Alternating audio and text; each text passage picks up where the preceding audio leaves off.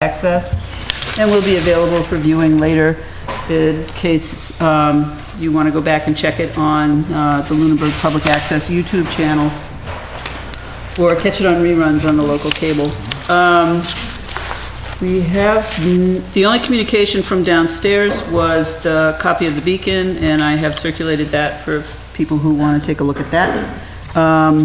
Does anyone on the committee have anything that they wanted to bring up at this point for public comment? No, and then we'll have public comment from the floor. Mr. Toll.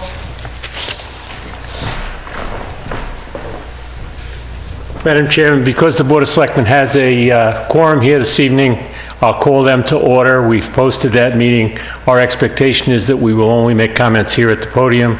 If we choose to deliberate or vote on anything, I'll let you know. Okay, thank you. Thank you. And if anybody happens to see him, give us a high sign. Please give us a high sign from someplace else, because if I miss him out of the corner of my eye, I don't want to... we will basically recognize that table to take any action they choose to at that time. So if we... I'm sorry, was Mr. Locke? That's right.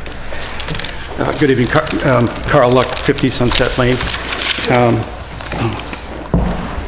Wow, that's dangerous. Yeah, as you recall, after the fire chief's presentation at your meeting a while ago, I made some comments about the interest in trying to get, it's great that there's one additional fire EMT or paramedic, quite frankly, in the budget now, or at that time, and try to encourage the Finance Committee and town manager to see if there was any way we could get the second one in the hopes of filling a few hours after 6 o'clock when there's only on call. And I've done some additional research on that, and I'm very encouraged. I was very thankful that the chief had some time to spend with me. I'm not going to say all this. It's mostly background that you already have. It's from the chief's presentation.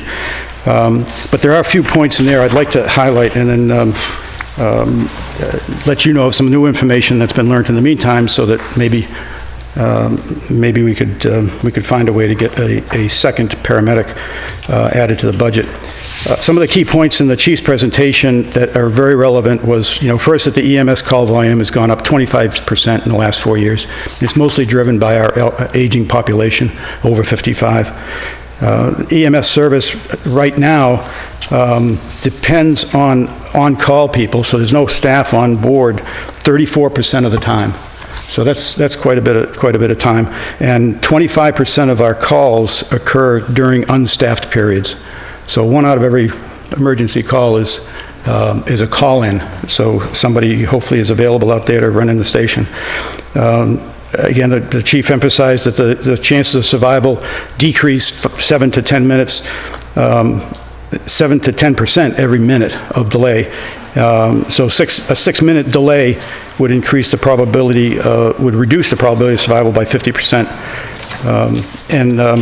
Upgrading to the advanced level paramedic staff would increase the service to our residents real time, and also reduce the dependency on the town.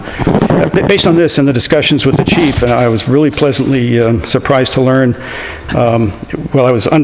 During the meeting, the chief mentioned, we asked, if we could get any additional hours to cover that couple hours, and the chief quite honestly said, not really. One is not enough to really make a significant impact on the staffed hours. However, in subsequent conversations with the chief, he's alerted me that one more paramedic beyond the one in the budget would allow us to have 24/7 coverage on staff.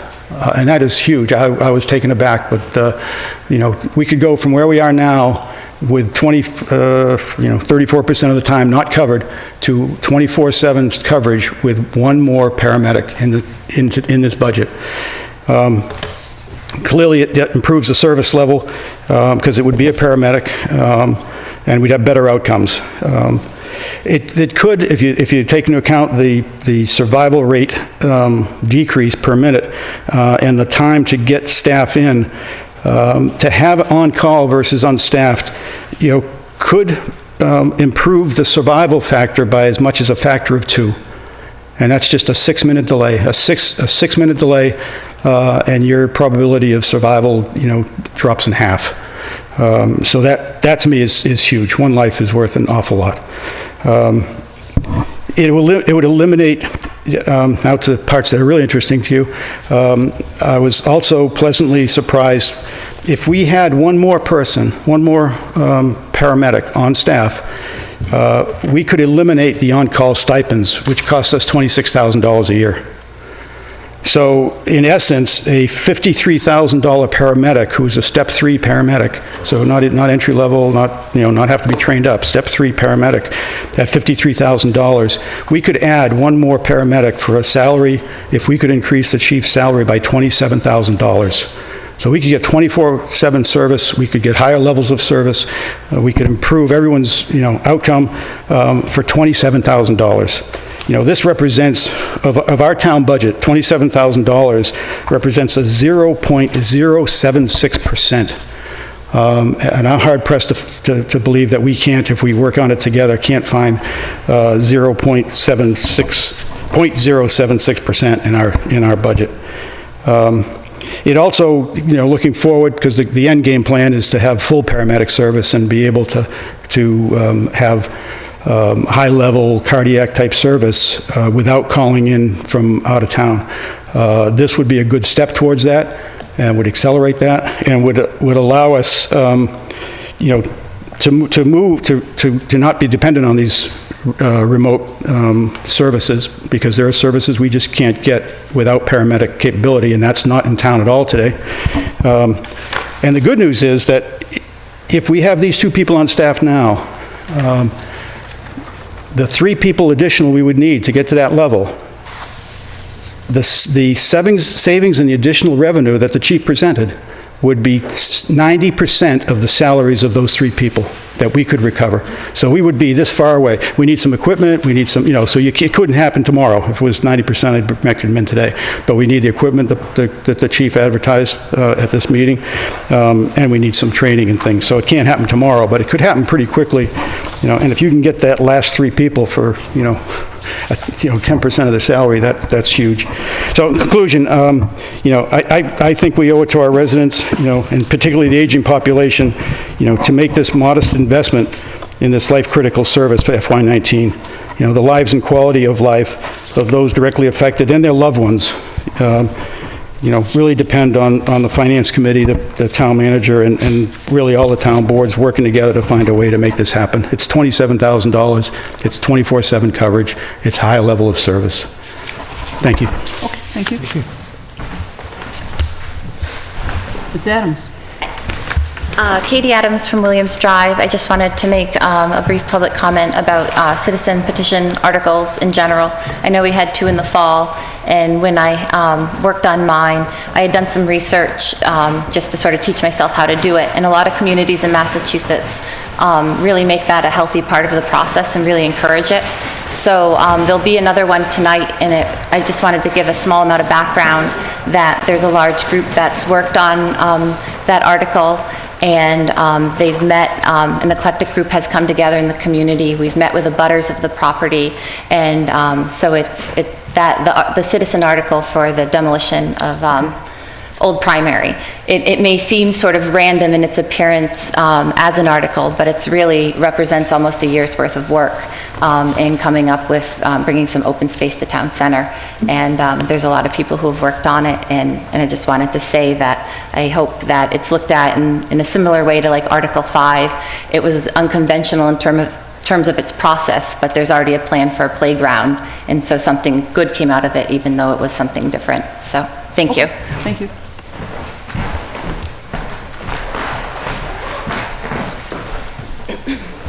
Rhonda Lucia, 181 Reservoir Road. I just wanted to comment that I think it would be incumbent upon us to go with what Mr. Luck said and add an additional firefighter.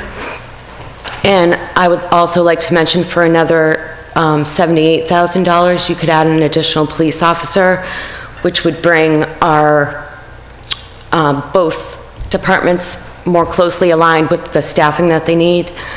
So really just over $100,000. I don't think that's outrageous for what we are in need of, so thank you. Thank you. Any other comments from the public? Okay, then why don't we go ahead and proceed in order, beginning with review of the budget. And the first, looks like 19 articles are related to the budget. Yes, so, good evening. So this is essentially a recap of and highlights for updates from the February presentation of the fiscal 19 budget as recommended. So the process we followed was, we followed a budget calendar, and the worksheets were sent out in January to all the departments, and departments were given a target number to meet. Departments submitted budgets at the end of January, and the town manager recommendation was presented in mid-February. The Finance Committee has met with departments to review their budgets throughout February and March, and tonight we're here for the public hearing on the budget and the recommendations for the annual town meeting articles. And town meeting is Saturday, May 5th. So the recommendation before you funds all contractual, union, and non-union salary increases, and it reflects a level services with some exceptions. It's a balanced budget proposal based on use of recurring revenues for operating costs, meaning there's no request to draw on free cash for the use of the operating budget. It meets or exceeds our town's financial policies, including deposit of 5% of operating budget back into the stabilization fund, a deposit of unexpended free cash into special purpose stabilization for future large capital needs, and to fund a portion of the capital plan. And it continues to fund the town's OPEB liabilities, the OPEB trust fund, according to a new policy, which is 10%, a minimum of 10% of the previous year's certified free cash. This chart shows a breakdown of revenue source by percentage. The property taxes are our largest single revenue source at approximately 65% of total revenues. State aid is our second largest revenue source at 22% of our total revenues. Local receipts is 7%, and available funds make up 6% of our total revenues. So a breakdown of the property tax takes in account our prior year tax base, which was $23,087,668, adding in 2.5% per Prop 2.5, which is $577,192, adding in estimate for new growth, which we estimate at conservatively at $375,000. This includes no new overrides or exclusions, but includes excluded debt from previous projects, which totals $2,749,343 for a maximum allowable tax levy of $26,789,202. The estimated new growth for fiscal 18 budget is $375,000 based on the regional tax assessor's recommendation. The new growth figure for the last 2 fiscal years was conservative and came in approximately $100,000 over the estimate in fiscal 16 and $188,000 over the estimate for fiscal 17. The fiscal 19 estimate is an increase of $75,000 from the fiscal 18 new growth estimate, which was $300,000. The budget before you includes the governor's state aid proposal, which is the only proposal before us right now. At the end of April, the House will come out with their budget, and the end of May, the Senate, and the governor will have a final budget by the beginning of July. So the budget proposal provides for an additional $221,669 in Chapter 70 funds, which is a 3% increase, and an additional $36,975 in unrestricted general government aid, a 3.5% increase, for a total estimate for fiscal 19 of $9,034,019, which is a 0.68% increase over fiscal 18 due to decreased amounts in other cherry sheet numbers such as veterans benefits, state-owned land, and smart growth reimbursement. Because funding for 40S, or smart growth reimbursement, is only given in 2 communities, Lunenburg and Lakeville, I've included it in the state aid revenue and on the school expenditure side with the stipulation it be removed if it's not in the state aid final budget. Last year, the 40S funding was $119,257, and the governor's proposal this year is $17,686. This chart is a breakdown of all the state aid for the last 10 years, and the fiscal 18 increase in Chapter 70 was $921,248, more than fiscal 17. And the unrestricted government aid was $39,654. The governor's proposal for Chapter 70 in fiscal 19 is $221,669 more than fiscal 18, and unrestricted government aid is $36,975 more than fiscal 18. The estimate for local receipts is an increase of $73,649, or 2.57%, from fiscal 18 to 19. And this includes motor vehicle excise, licenses, permits, fees, fines, investment income. And some of these are considered, like motor vehicle excise, can be an elastic revenue. As the economy changes, that revenue would change. For available funds, revenue estimates for available funds includes the level funded MSBA reimbursement amount of $534,198 for an old school building project, the indirect costs for town services and debt payments attributed to the sewer enterprise and water enterprise, borrowing of $417,000 for a ladder truck, the use of unexpended articles for capital in the amount of $54,478, and the use of approximately $602,000 in free cash towards capital, the OPEB trust fund, the regular stabilization account, and the special purpose stabilization account. So when we talk about expenditures, it's talking about, it's a reflection of the cost of providing a level of services to residents of all ages in our community, to visitors traveling or doing business in town, and maintaining or improving our assets. As a town, we provide services to students, we provide health and human services to seniors and veterans, recreational services, and public safety to all.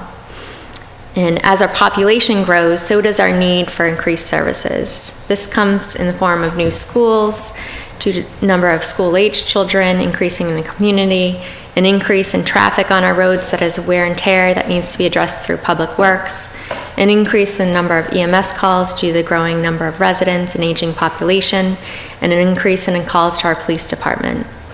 Lunenburg has grown over the years, but has stayed relatively stagnant in terms of increased services, in that staffing services. By utilizing our new growth, we can accommodate an incremental growth over time that is self-sustaining. Outside of the cost of providing services for the town, other expenditures include the assessment for retirement of town and school employees, cherry sheet offset charges, which includes tuition assessments for school choice and charter schools, and state and county charges.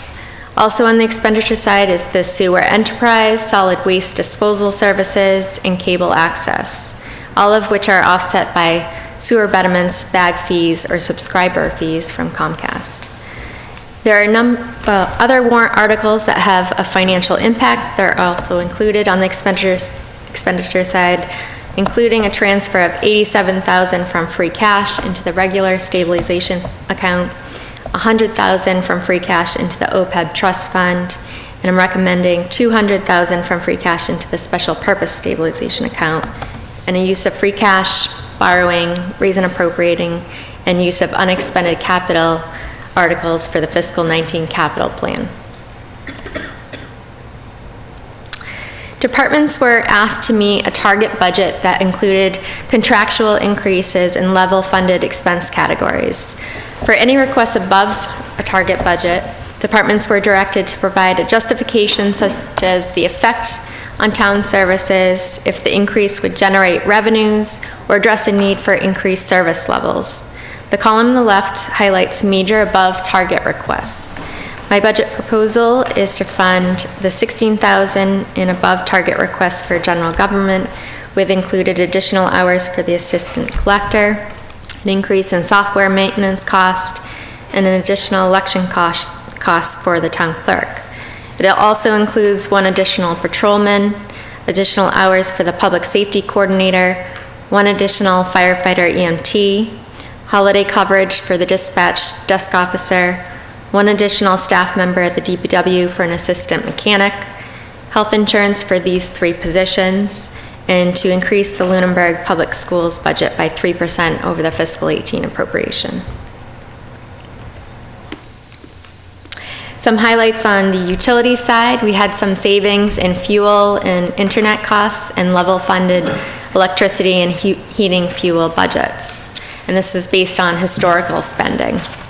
The net metering credits that we've begun to receive, they've appeared on our bills, but we are remaining conservative until we have a full year of data to show the trend.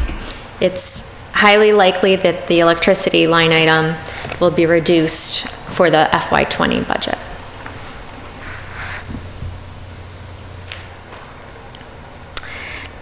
FY19 capital plan. The recommendation includes funding for all the priority recommendations of the capital planning committee. The capital planning committee received a total of $2,342,214 in capital requests from all departments. I would recommend we proceed with the priority 1 request that will be funded through a combination of tax revenue, free cash, unexpended capital from previous projects, and a vote to borrow a portion of the cost for the fire department's ladder truck.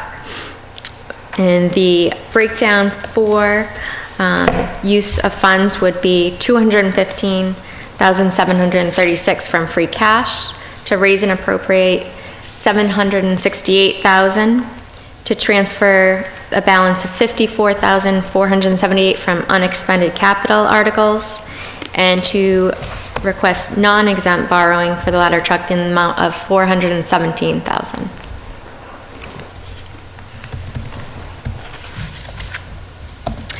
This chart shows the difference of borrowing I'll highlight this at this moment. The last time we spoke, the request was to borrow $535,000.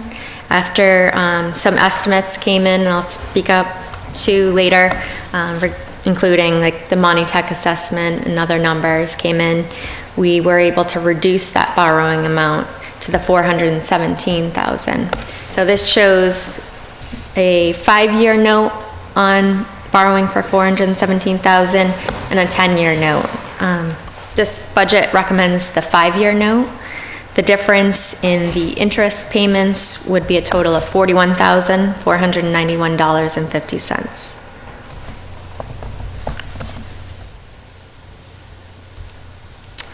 This slide shows our current debt schedule without adding any new debt. If town meeting authorizes the borrowing for the ladder truck in May, we will not need to borrow the funds until the latter part of fiscal 19, which means principal and interest payments would begin in fiscal 20. If we look at our current debt schedule and how it aligns with our debt policy that limits our non-exempt borrowing to 4% of our tax levy, and exempt and non-exempt borrowing combined to no more than 14% of our tax levy, we are currently below the limit per our financial policy. And this is more stringent than state law.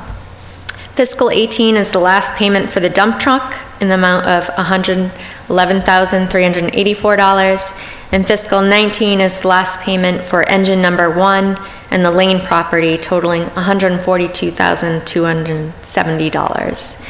And our interest payments will decline by $10,000 in fiscal 19 and another $10,000 in fiscal 20. And this slide shows the debt schedule with the ladder truck borrowing for the $417,000. And we're still well under our debt policy limits. So to highlight some adjustments that have been made since the presentation in February, the changes to the budget include using $602,736 of certified free cash from fiscal 17, all to be used on non-operating expenses. A decrease in our health insurance costs for fiscal 19 due to the renewal rate coming in at 6.82% instead of the original 8%, achieved a savings of approximately $7,000. A decrease in our maturing debt and interest budget of $16,424.87. That is due to an updated debt schedule for the most recent sewer construction project and the use of $44,930.56 in the artificial turf revolving account to offset the bond for the turf field. The preliminary fiscal 19 budget used an estimate of 3.5% increase for the Monty Tech assessment, and the actual assessment was a 6% decrease, totaling a difference of $84,229. The current projected snow and ice deficit as of today is approximately $113,000, and the budget proposes to use surplus amounts from the fiscal 18 budget to pay for that deficit.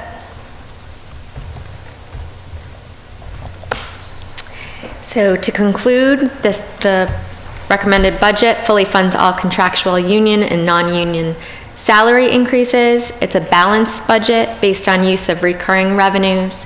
For operating costs, there's no draw on stabilization or free cash to balance the operating budget. It maintains level services with some exceptions and includes planning for future capital and liability costs. The next steps are the request will be made to approve the budget at the annual town meeting on May 5th. The Senate budget will be approved by the end of May.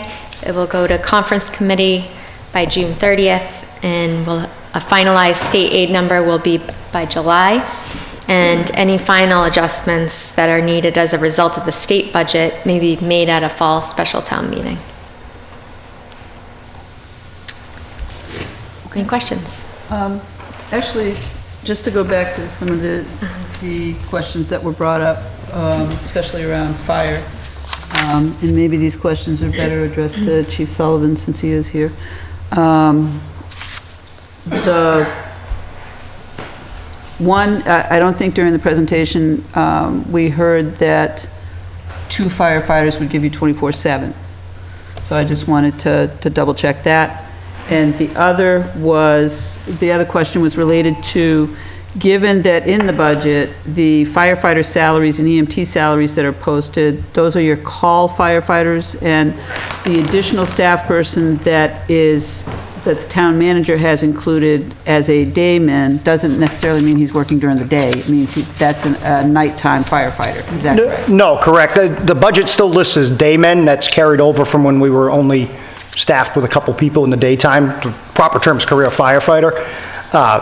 2 people what that would provide is working on the 48-hour week that the guys currently work would allow us to cover with 2 people Monday through Saturday on their existing work cycle, and that it would still require about 88 hours of per diem work on top of that to cover Sunday and to provide the 3rd person during the daytime. So it would provide us the 24/7 coverage to at least get 2 people in the station all the time. The downside to it is it does not provide us the 24/7 paramedic level coverage, and that we would still need more paramedics to get that coverage, but to at least, it would solve part of the problem, but it wouldn't give us the whole benefit of the additional revenue from paramedic level care. 1 firefighter, we're still figuring out how we would utilize that position. We would be able to gain some incremental coverage, but it would not give us 24/7 coverage. The other question I had was, when you also did the presentation for the daymen salaries, you had increased the amount to when you did your over-target recommendation, you did not make a recommendation to decrease the firefighter or EMT salaries. No, because I still need to call people, and I will still need, some of that covers the per diem funding, and I will still need the per diem funding for the foreseeable future. So even if you were fully staffed, you would still need to spend $200,000? I would still want to keep that in place for the call people, to have per diem to backfill sometimes. I would still be looking at that. We might not use all of it, but I would still want to see that there, so. Question?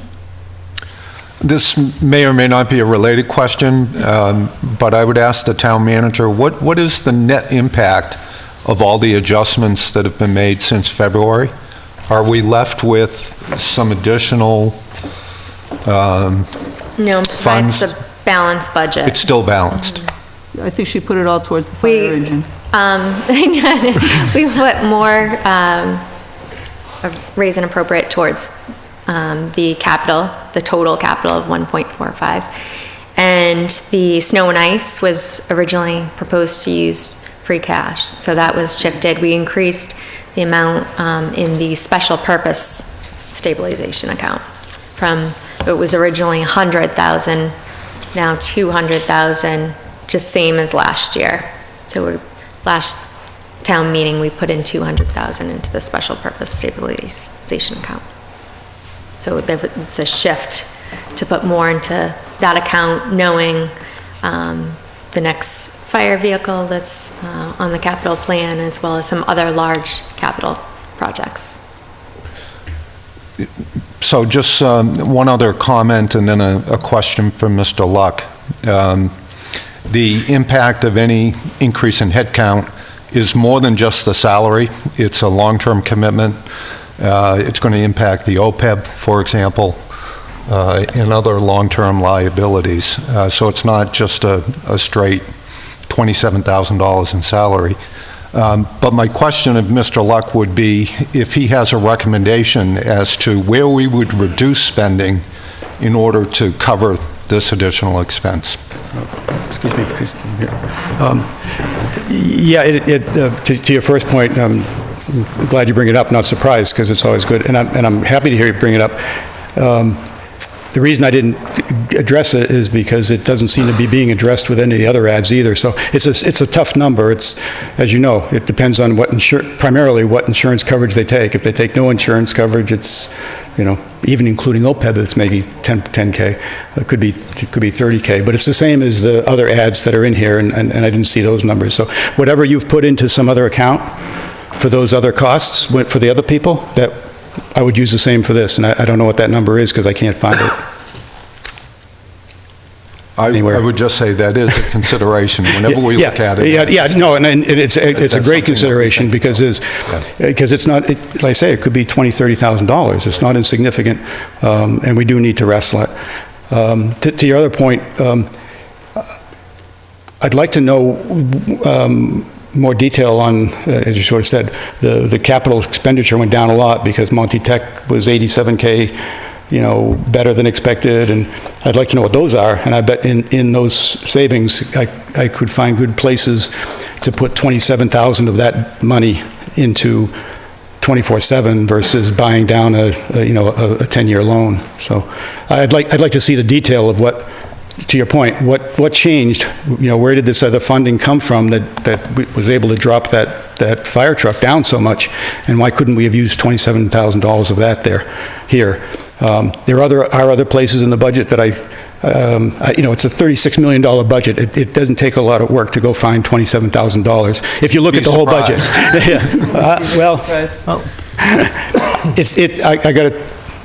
It's tough on the town side. Not so tough on the school side.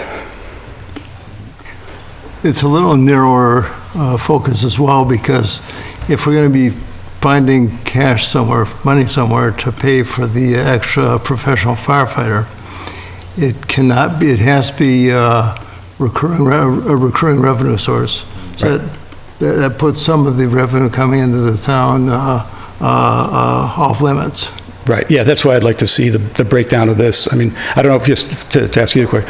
For example, the $87,000, that's not up there, the $87,000 that Monty Tech went down by, is that considered one time or recurring? That would be considered recurring. Yeah, okay. That's So out of that operating- 87, Be out of the operating budget. yeah, because it's like schools, Except that right? it's not, Well, yeah, except it's- that it's also based on use. It's not predictable. It's going to change. And Based on enrollment. Yeah, it's not predictable and it's not controllable, Well, in my mind. the schools aren't either. I mean, you know, it's our children getting educated, and there's, you know, Question of where they're going to they get go. educated somewhere. It should be recurring, but that's why I'd like to see the whole list, because it's a big number, and I would argue that maybe 27 of that could be considered recurring, because Monty Tech could charge us that every year. Right, so, but I'd be happy to go take the assignment, but I would like to see the breakdown of I'm also that. not sure where the 26,000, or the original part of the money was identified, the stipend? you were Yeah, talking about? The chief could talk to that. That was a pleasant surprise to me, too. That is the current on-call stipend that we pay to have 2 EMTs on 5 nights a week. The $13,000. $50 per person, works out to, for the whole year, about $26,000. Right, but there's 13,000 in the budget for that. That's the duty officer for the weekend. That's for to have one of the fire officers available on the weekend. The hard call stipends come out of the fire and EMS salary line items. It isn't a separate line item. Okay. But that is something that would not be needed with the 24/7 coverage. That money could be repurposed to that. Which goes back to my original question when I said, is that something, with the firefighter EMT salaries, you don't want to touch that, you just, That part of it I don't, but having the money to cover the 80-something hours of per diem a week, I do. I still need that. Plus, I still need to pay the call people when they come in. so how much can you take from that? 26,000. Okay, so that's where that $26,000 Yes. would come from, would be the firefighter and EMT salary Yes. lines? Correct. Okay, John? Yeah, but on that $26,000 repetitive savings, what is your total per diem budget? The total per diem budget, right now, it comes out of that fire and EMS line items. There's never been a separate line item. So right now, it's currently 84 hours a week, times probably an average of 22 hours So it's a person. 260,000. Okay, so it's 10% of the per diem budget would be, would go away, or 10% of per diem expenditures would go away if we Per had... diem would not, because with 2 people, I would still need 84 hours, actually, I would need 88 hours a week to make things work. So that's why I say that would still, and we still have, the call people are coming in on pretty much, most calls, so we would still need money for that as well. Well, I'm not saying that we wouldn't need a per diem budget. I'm saying your premise is that with the addition of one more professional firefighter, the per diem budget expenses would be reduced by $26,000 Correct. a year. Correct. That's It's not really the per diem, that's for the on-call On-call, person. okay. Correct. So that, and that's a definite, it's not a surmise. No, It doesn't that's depend on... a fixed amount. That's taken to the bank. Right, that's a Okay. fixed amount, correct. Thanks. Okay, and then actually, I just want to go back to Heather before anybody else has a question. You shook your head violently when I said not operating. It's not considered, you wouldn't consider that operating? That's operating, but it's not a reoccurring decrease or assessment. The Monty Tech assessment, it's based on enrollment and a number of other factors. So we can't say it's always gonna, that 84,000 is reoccurring. Yeah. That's why I was saying no. Okay, Okay. But I just wanted to make a general comment about the budget. There are a number of departments that came in with requests that were above target. right. And what you have before you is a balance of all the department's needs. And I've spoken to both Chief Sullivan and Chief Marino and talked about developing a long-term plan for increasing fire and police staff. And they're starting in that process of putting that together and what those numbers would be. So we can forecast out what the effect is of hiring additional staff. Okay. And so that's what I would like to, so. Okay, that's fine. I just wanted to address those earlier questions. Any other questions or comments regarding anything in the budget for Heather at this time? Mark? I just have a question about the fire truck borrowing. And was there analysis done on what the impact to the taxpayer would be of a 5-year schedule for that borrowing? I can do that when, it would be 94,000 a year, so I can plug that into I have a calculation chart, I can plug it up. I think that's helpful to taxpayers to understand when we have, Right, the cost of the item. yeah.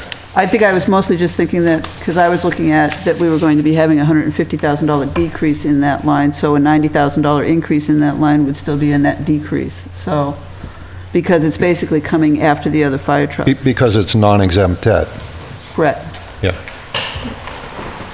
So, but yes, you're right, there's still an effect, but. Okay, then let's go to walking through the. Do we want to accept questions from the public? Should we go to, or do we want to go to Article 6 then and just go to the budget? Or do we want to, basically it starts with the reauthorizing revolving funds, payment of prior year expenses, amendments to appropriations.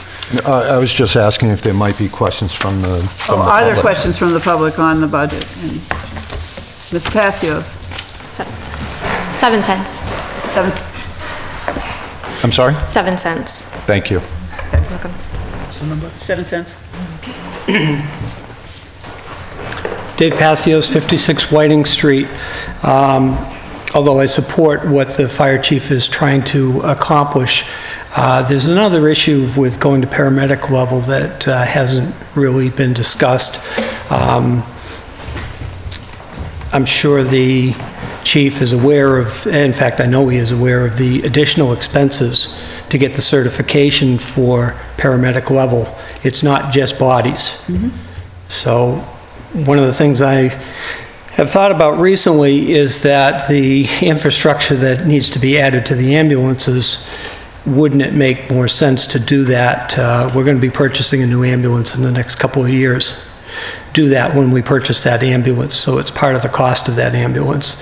And then we have one that usually goes to Rescue 2 position, and we would retrofit that one. I just wanted to make it clear that adding bodies does not certify the service that we're talking about. Right, and also just to reiterate back to the presentation, Chief Sullivan was clear in that there were also capital expenditures that were going to come through with that, as well as training expenditures that were related, so there was a lot. Right, and those were spread over Right. 2 to 3 years. Right, thank you, thank you. Any other questions from the public on the budget? No, okay.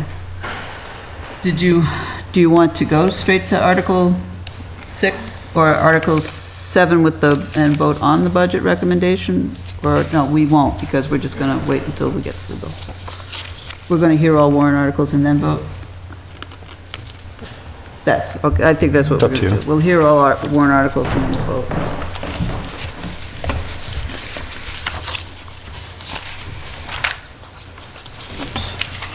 Article 1 is reports from committees, which I don't think we have to hear anything on tonight.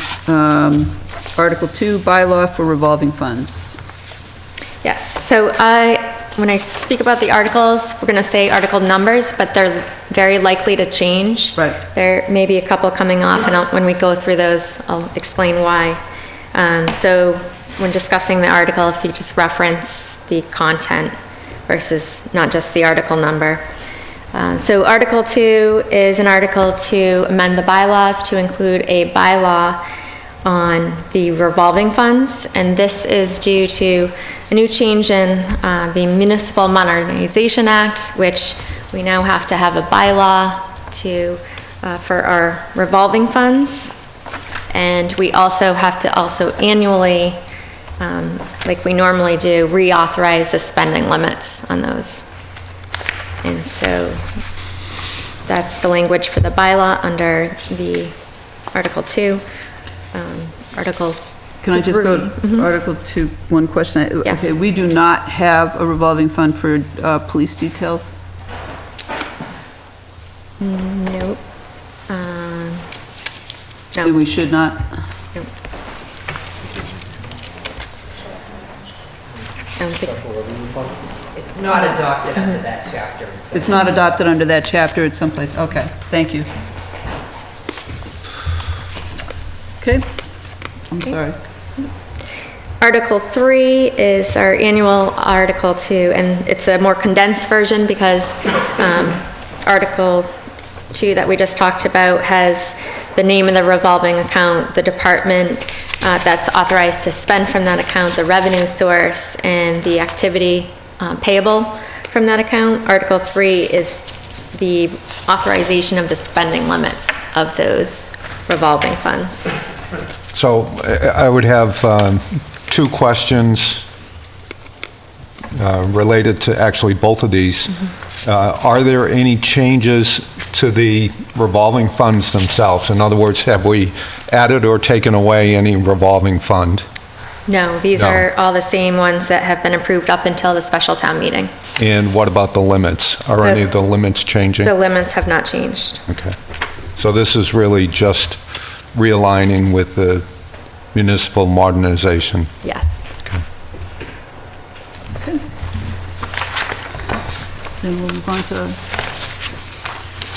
Article 4, payment of prior year expenses. Yes, this is for payment of prior year expenses, which at this point we have none. So right now, we expect to pass over this, but if anything is discovered before town meeting, we would submit it under this article. And that would be anything left over from 2017. Correct. Okay. Fiscal 17. Okay. Amendments to appropriations and sources of funds for FY 2018? So the snow and ice deficit would fall under this article. So this is anything we need to balance the fiscal 18 budget. Okay, and then Article 6 would be to fund the capital plan? Yes, so this would include the borrowing for the ladder truck Okay. and all the other capital requests. I should just point out, recommended. if anybody has any questions at any time on any of these, please feel free to throw your hand up, or something else that would be eye-catching. Okay, and then we go through the omnibus budget, which we've had that presentation. The stabilization fund deposit, that's the policy-based 5%? Yes, Okay. a minimum of 5%. The special purpose stabilization fund? That we are proposing to transfer $200,000 from free cash into the special purpose stabilization fund that was set up last annual town meeting. Okay, Article 10, as it is here, would be to fund the OPEB trust fund. This would be a deposit of $100,000 from free cash, as well as the sewer is recommending to transfer $656 from their retained earnings to the OPEB trust fund. And these would be segregated, the two monies. Okay, Article 11 is the FY 2019 sewer enterprise budget, and I guess I would just at this point raise the question, is the number current? Is the $1,756,644.16 current? Yeah. Were there any changes from the presentation? I guess that's the question.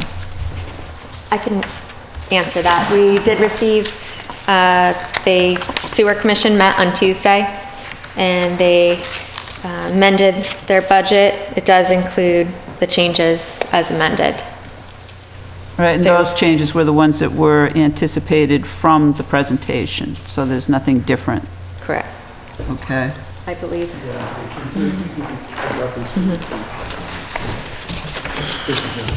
Okay, that's the adjustments? Okay. And it did balance, and everything we wanted to accomplish got accomplished. The Matter of fact, we went from 22,000 capital back to the 3%, which is 29,000 capital. So fortunately, it all worked out, so the transfer should be correct, as Heather said. Okay, great, thank you. Sewer Capital Reserve Stabilization Fund to transfer from retained earnings. Yeah, they amended that as well to transfer 29,000 from retained earnings Wait a minute. into One more. Would you like one more? I'll get another to their one capital reserve stabilization fund. sometime. Not right now, but essentially. All right, and then the 2019 Solid Waste Disposal Program Enterprise Budget of $292,000.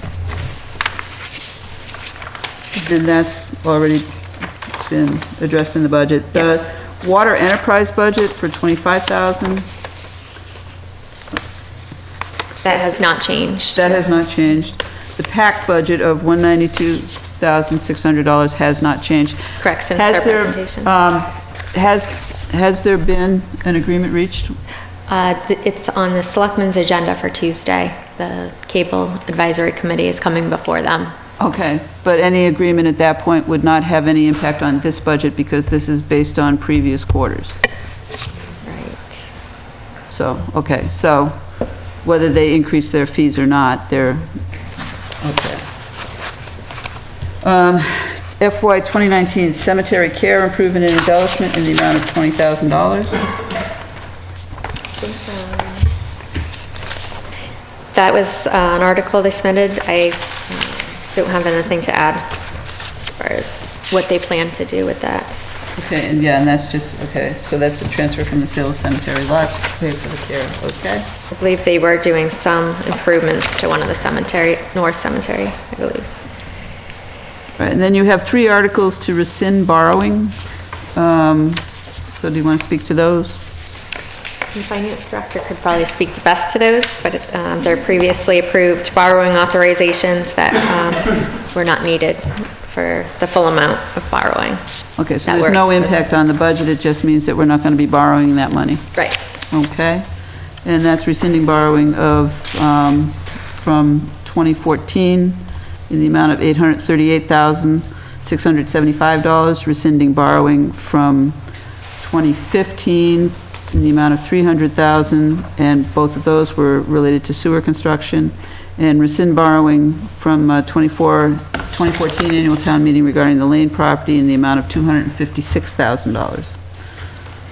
And that concludes the budget-related articles. So who is going to speak to Article 20, which is basically an article to authorize the Board of Selectmen to convey the building known as the Brooks House?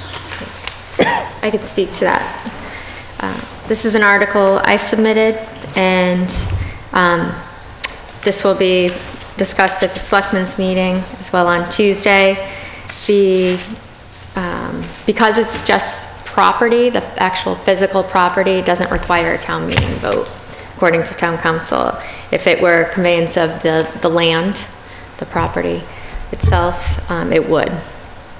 But the purpose of this is to start with a infrastructure plan as far as our facilities and the associated costs with the improvements that were identified in the reports from Vertex, the property condition assessments. This would alleviate the town from paying those costs. If we were to transfer that ownership of that building, someone could purchase the building and move it. Okay, and this is going to be being discussed on Tuesday Tuesday, night as yes. well? Okay. Article, Madam Chair, can I ask a question? pass it, of course.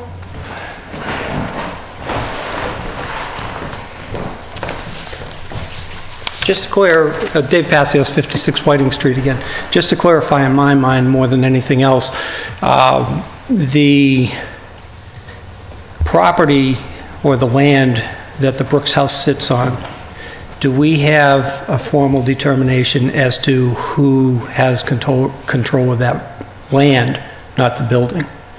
And It's you my mean understanding town versus that school? the school property in its entirety has never been subdivided, so it is all one parcel. So I think that's something that everybody should be aware of if that is correct. Thank you.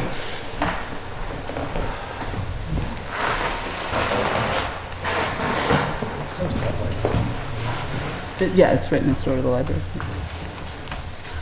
Okay. I'm going to assume that nobody here knows that right now, so I guess we'll hold for There was, I an answer can on answer Tuesday. a quick portion of that. There was a town meeting vote to transfer the property from the school committee to the town. And I have that in my office, but the delineation is according to a map that was passed at town meeting. It's on record with the town clerk. Includes the Brooks property delineated. It would need to be technically done through the registry of deeds, I guess, if you were to delineate it. But it's all essentially town property, school and municipal Okay. land. So, And that was conveyed at the same time that TC Passios Yes. was conveyed? yeah. Mr. Passios? One follow-up?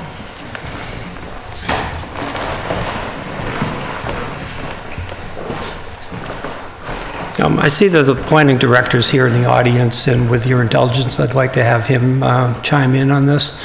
I still contend that these properties have not been subdivided, and it's, yes, it is town property, but it's primarily under the school's control. So theoretically, the building comes down, which is under the town's control, and the land reverts back to school control if they chose to use it for school use, is my understanding. I'd stand corrected if somebody can tell me otherwise. Thank you. Okay. We may have to hold for that response on Tuesday. We'll throw that back to the Board of Selectmen so that they can, okay, since they're looking to convey, so. To see if the town, okay, Article 21, as stated currently, is to see if the town will vote to authorize the Board of Selectmen to convey to Hickory Hills Landowners, Inc., the owners of basically this is related to the dam? Is that correct? Yes, this is a citizen's petition. There's work that needs to be done to that private dam, but there needs to be a perpetual easement as part of the work to be done. Okay, so there's no one speaking to that? No. Okay. There's another article to authorize the selectmen to convey property on Gilchrist Street. I would ask the land use director to come up, explain this. I just wanted to get Dr. involved. So there are two parcels at the on Gilchrist Street that abut the Lane property, and a small strip of land that the town currently owns that was, I believe, purchased many years ago or acquired many years ago for access to the large town forest. There is a current trail that comes from the Lane property, traverses some private property, and comes back into the backland of what's now the Lane property. And the person who has a purchase and sale agreement approached the town about doing a land swap between this strip of land and the trail area in the rear of his property. And the Conservation Commission has supported the article to negotiate with this gentleman and perform a land swap that would allow the town to continue this trail access over the rear of the property to the back. In principle, it's a minimum of an equivalent swap, and in discussions with this gentleman, it's most likely the town will make out with a slightly larger piece of property in the swap. And what it would do is it allows this person to combine the two properties that he owns.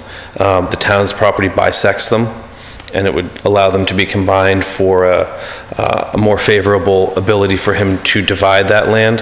And it would give the town access to the rear of the Lane property through existing trails that have been used over periods of many years that the current property owner has never contested, but in a division and new owners could become problematic.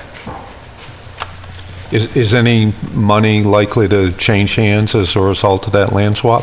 I don't believe so. I think it would be a straight land swap, and I believe that the private citizen would be, generally, when someone approaches you and asks to do something like this, the town would say, you incur the costs that would come from drawing plans, doing closings, title searches, all of that. But I think that would all come to be negotiated as part of that settlement. And I'm sure that could be clarified prior to town meeting. Okay. And that's true of Northfield Road as well? Or no, Northfield Road is not you, Northfield Road is a citizen's petition. Yeah, I don't recall having any knowledge of Northfield Road. They,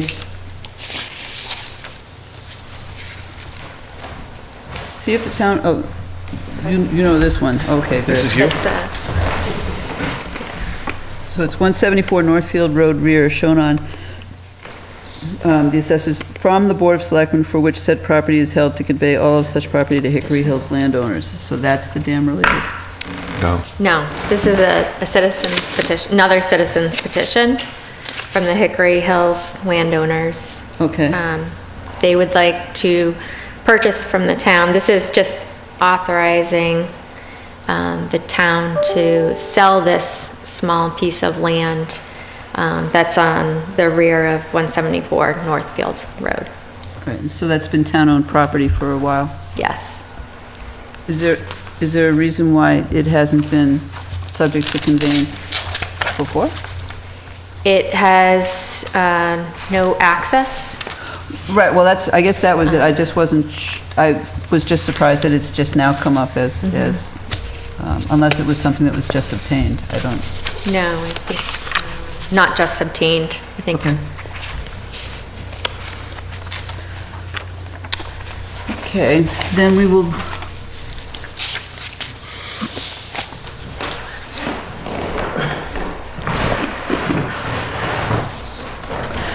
So we'll move on to the citizens' petition for the debt exclusion for the demolition of the old primary school. And Mr. Passios, I believe you're speaking to that.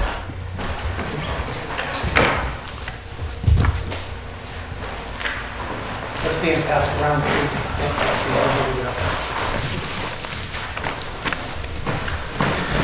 Dave Passios, 56 Whiting Street. Handouts that are being handed out, and the Finance Committee has copies of our appropriate pages pulled from the Vertex report for the old primary building in regards to demolition of the building. The second is the article itself and two worksheets or spreadsheets that explain the debt exclusion and the way the money would, or how the debt exclusion would affect the average taxpayer. Hope to have that available up online at some point in the very near future. I'd like to thank Ms. Adams for introducing actually the beginning of my presentation for this article. There has been a group that's been getting together a number of times since the town charrette on the 5 buildings that we're working on and the senior center meeting. Out of those 2 meetings, although that's a very small sampling, there was an overwhelming desire, number 1, for green space in town, and number 2, specifically mentioned, was the primary property. It's cleaned up. It could be a very nice piece of property for the townspeople to have access to. Our intent is, we hope anyway, that it will not become another sports venue in town. This will be open to the public, all day white hours, 365 days a year. At least this is our hope, and that it'll be usable and safe. The first step to that process is to get the building down, cleaned up, down, and the property cleaned up. And that is what our proposal is. First of all, the Vertex report went into the need for remediation of asbestos and other hazardous materials, including light fixtures and oil lines, you name it. They listed everything in here, including lead paint. It's a very thorough report as far as I'm concerned. There were only really 5 pages that I needed to pull for this part of the, from that whole report that covers this project. In the handout, in particular, there at the bottom of, which should be about the 4th page, the demolition cost itself after remediation is estimated at $36,785 for demolition labor and contractor cost, and approximately $22,638 for trucking the leftover rubble off the property, for a total of $59,422. Then, hold on just a second here, I think there's one other page that's got numbers. Now, then I direct you to the back page of the Vertex handout, and that gives us a breakdown of their estimates for the remediation of the hazards, which includes preparation of asbestos, lead operations, and maintenance plan. That basically, let's see, I'm going to make sure. That's basically a testing process to identify asbestos and lead in the buildings, so then you can estimate how much remediation you're going to have to do through a contractor to get that hazardous material removed. So that's just testing at $800. Comprehensive pre-demolition survey also goes along with that for $7,600, and that's the thorough investigation of all hazards on the property. Abatement of ACMs and regulated materials. Note that ACMs are asbestos-containing materials, and that's the big number, $240,000. Environmental consulting, clearance, inspections, and monitoring, which is required after the fact, during the fact and after the fact of the demolition, $60,000, for a total of $308,400. Add that to the $59,422 that we spoke about for actually knocking the building down and hauling it away after it's been cleaned, for a total of $367,038. Now, this is directly from the Vertex report. And it was stated in their presentation that they felt that these estimates were on the high side, but they wanted to be sure that they were giving us numbers that the project could be completed with. So if we're lucky, it comes in lower than that. The testing is the biggest thing that will tell us how expensive the remediation actually will be. Okay, and then going on to the rest of the calculation on there, we propose to appropriate $400,000 outside of the budget with exempted borrowing. In addition to the $400,000, in the year that the money is actually borrowed, depending on the term of the loan, we'd like to see it no more than 12 months. But that will be driven by the finances at the time and when the project is started and when it's completed. If the project is started and completed very quickly, we could realistically borrow for 6 months if we approve the exempted borrowing. And that would, with these numbers, we end up with, from the $400,000, we have approximately $21,000, excuse me, remaining of the $400,000 to cover miscellaneous administration expenses, lot cleanup, and unforeseen expenses.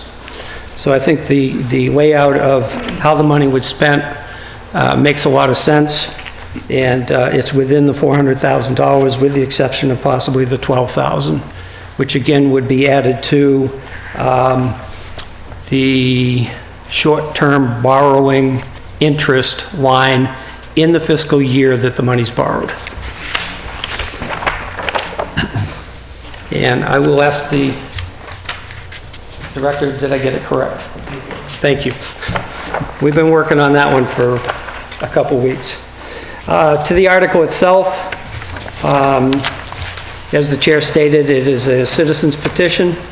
It asks the town to authorize the demolition and cleanup of the primary property, which we hope will, expect it will include the old playground equipment, brush removal.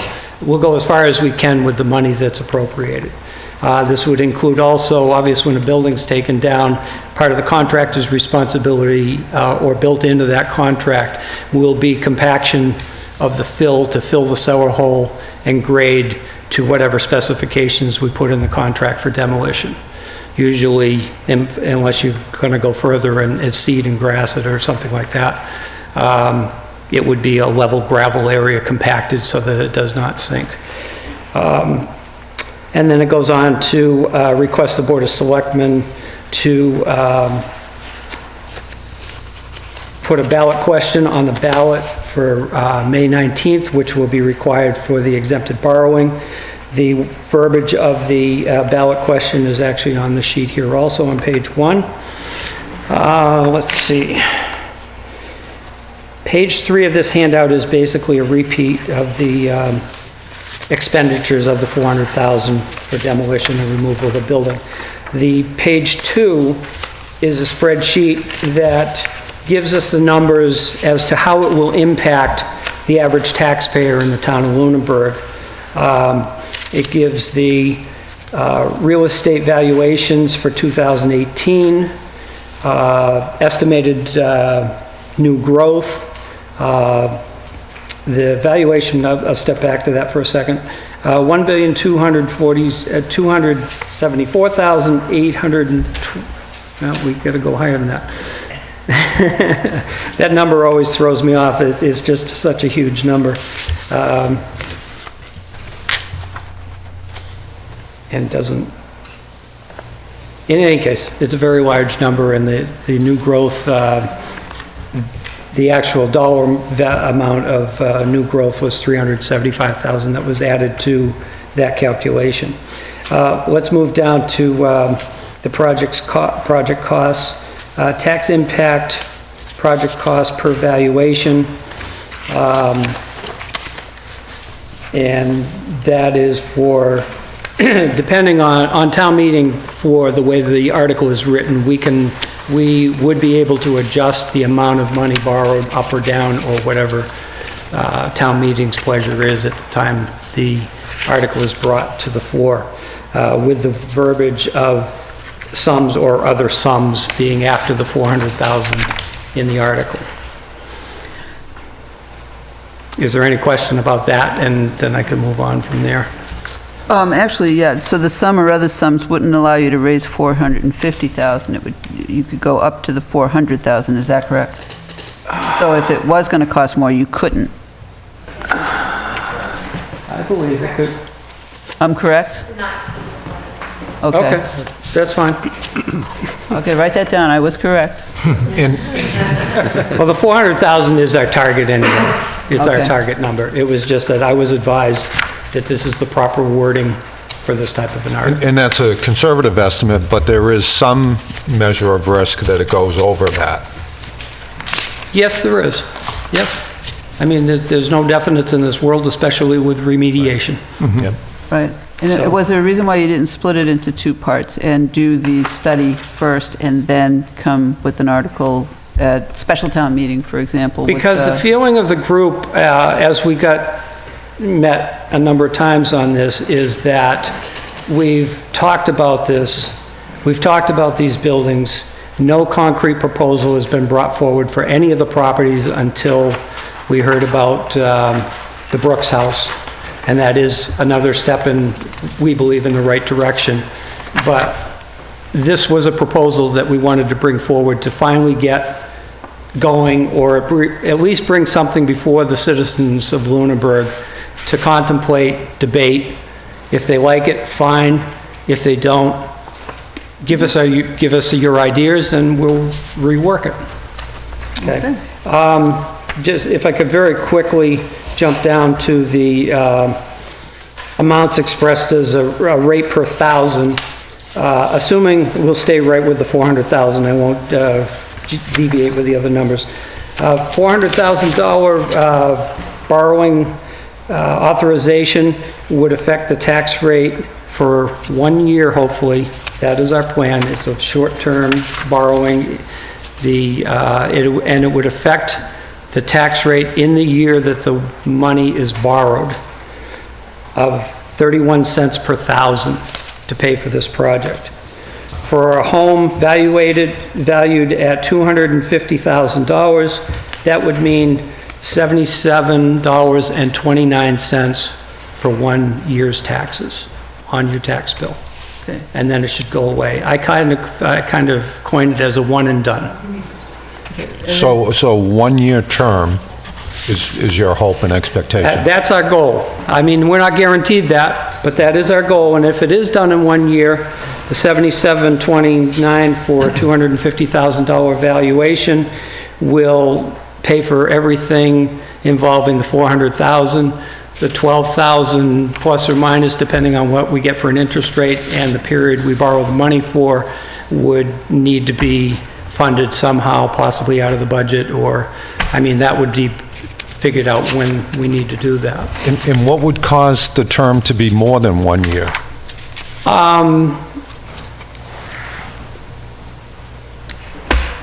I'm not sure. Only if it were, under our proposal, we want it to go for 1 year or less. And the town accountant has told me that the borrowing would be less than it could be as little as 6 months, depending on how quickly the project gets completed and what part of the year it gets completed in. But if you raise the taxes, these amounts that are on this grid here for 1 year, it funds the $400,000. So I suppose it might span 2 fiscal years, and then it would be half the amount for each of 2 years. Right. If you decided to go with, instead of borrowing for 1 year, to borrow for 2 years. For 2 years. Your interest expense would change a little bit, Yeah. but I was thinking borrow for 1 year, but do it at the half year. So half of it would fall in one fiscal year and half of it would fall in the next fiscal year. But how would, okay, so it's hitting. town 1 year accountant would tax. have to answer that question. I'm really not sure. Well, the timing of the borrowing is basically, I'm not sure if it's going to affect the article. No. But it could potentially affect, Could be spread out instead of, so it'll affect my tax bill twice, but at half the amount. but depending at on half the timing. amount for Right, 2 right. years, right. I clearly understand that. John? Yeah, a couple of questions, Dave. Sure. First of all, what interest rate did you assume for the borrowing? I know it's a short term, but Yeah, the town accountant gave me 3% 3%. to work with. Well, you can get 3% And from on the town accountant. short-term borrowing, depending on what the interest rates do in the next year or 2 or 3, depending Okay. on how long this project, I hope this project doesn't drag out that far. But, I think 3% is realistic. I've heard of some short borrowing being less than that, but I can't speak to that. I don't work in the financial side of town. And the second question is, on reading page 4 of your synopsis here, under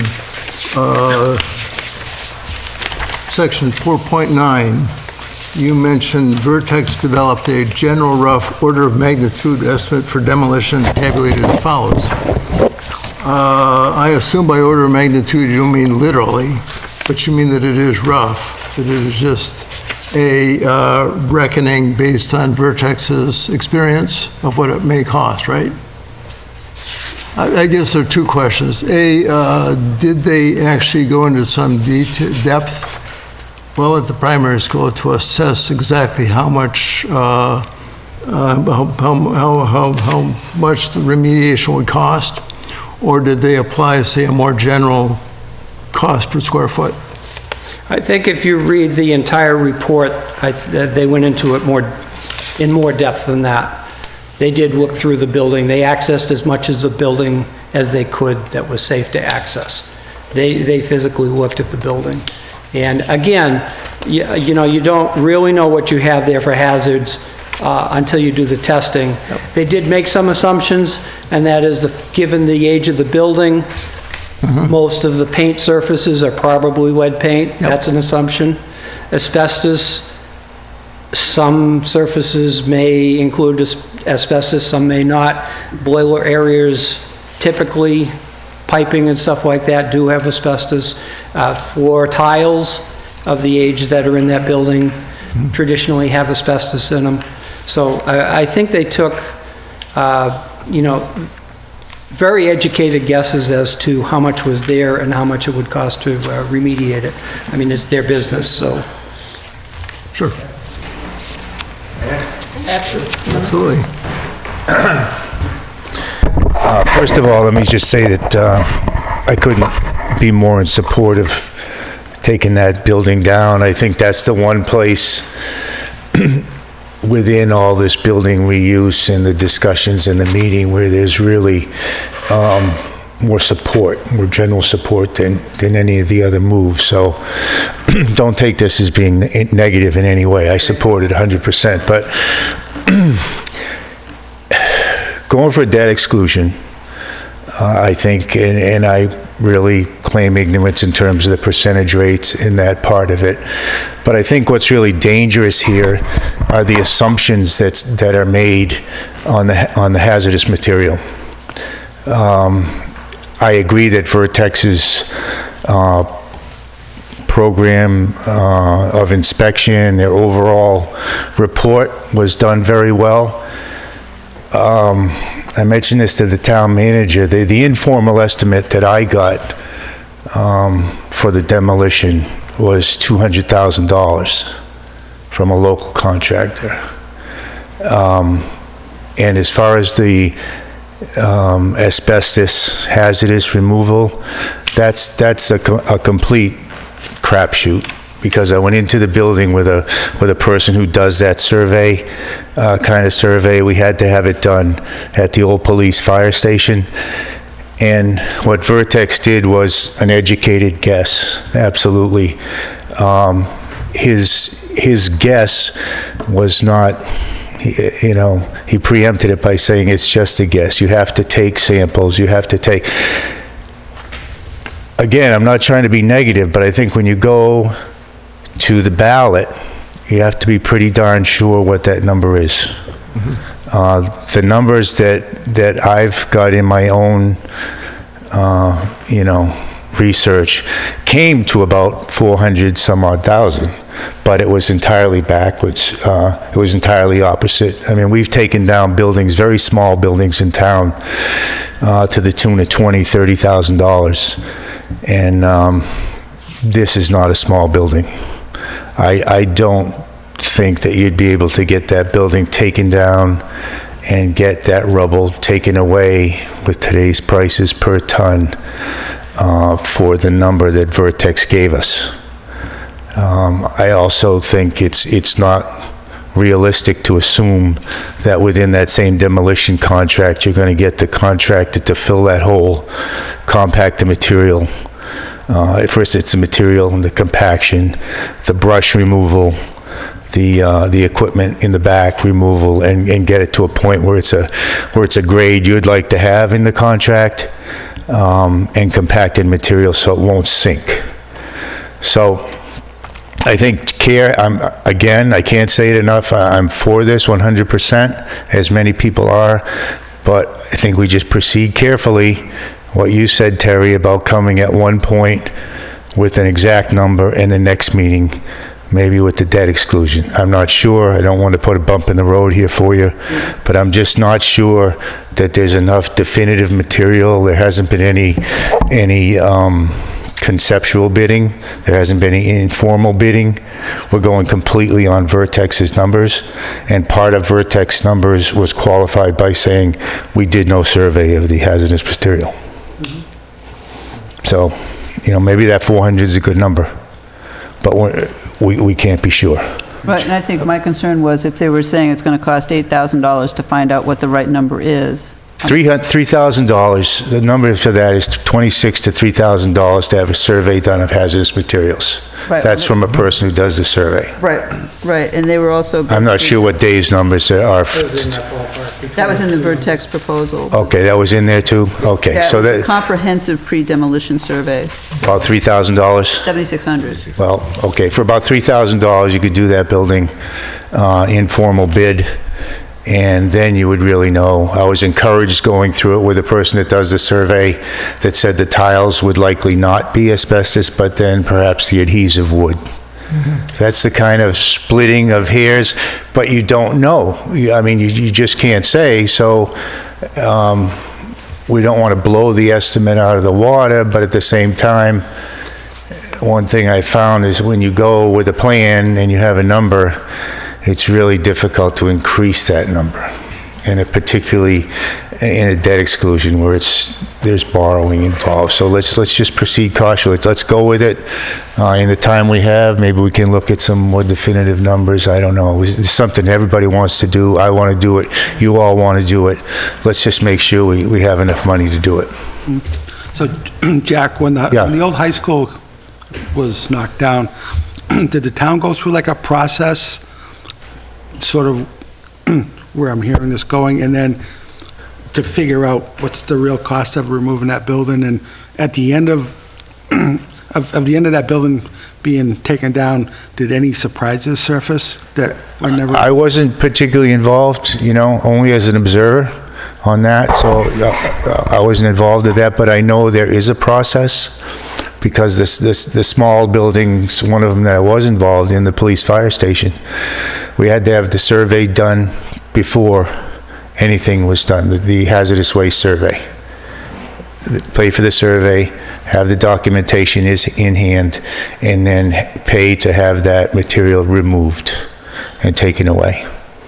That's one expense. The other expense, you move on a parallel track and get a contracted price for the demo, taking it down to the ground, taking the stuff, taking it away, and whatever in the contract is how you would like to leave that footprint. Two different things. Were there surprises in the building at the high school? I don't know. As a member of the school building committee, I can say that there was an estimate in the original budget and plan that was laid out by Shawmut, and there were no surprises. Great. I can't, off the top of my head, tell you the exact number, but I can tell you that there were no surprises that were brought back to the committee for action. It's great. And Thanks. that certainly is good to know, because if in fact it's a relatively modest amount of money to get a detailed and, by experience, fairly accurate estimate, I think we owe it to the voters to actually proceed like that and just say, look, if it is in fact within 10% of $400,000, so be it. But if we're going to the voters for an override, debt exclusion override, and there's a chance it could be significantly more than that, then that's a problem. My rebuttal to that is we just spent $50,000 on condition assessments for 7 buildings. And the intent of spending that money was to come up with the numbers to bring a proposal of this sort forward. Our group feels that the numbers are solid. It is my intent at this point to bring it to town meeting for with or without support from boards. I hope you see that, our thought process is solid. Yes, it has some questions and some possible problems with, as you say, the asbestos or the hazard remediation cost, but we are confident that the numbers are good. And we're hoping that, our surprise is that the remediation is much less than we think it's going to be. Okay, Mr. Ebersol? Hey, Dave. Dave. Wait. I was going to say, don't go away. Yeah, no, he's not. Okay. Robert Ebersol, 94 Main Street. Just a point of information for this building and for the Brooks building. the town, if the town votes either or both articles, they will have to go before the Architectural Preservation District Committee for the demolition permit, because the buildings are in excess of the years in the standard there. So they have the ability to say yes or no to the demolition, so that's another step that will have to be done after town meeting takes action. Dave? Yes. So how much land are we talking over there with the building removed? No, I've forgotten the number. Somebody help me. 2.5. 25 acres? 2.5 acres, yes. And just one other comment I'd like to make is that one of the members of our group is also strongly involved with the Historical Society, and we have an abutter to that property also in our group. Both are confident with our numbers also, and we've promised to work with the Historical Society to keep them in the loop as to their needs for parking and so on and so forth going forward beyond this project. So we've tried to involve as many players that could be directly impacted by this as possible. Okay. Very good. Thank you. Thank you. I'm sorry.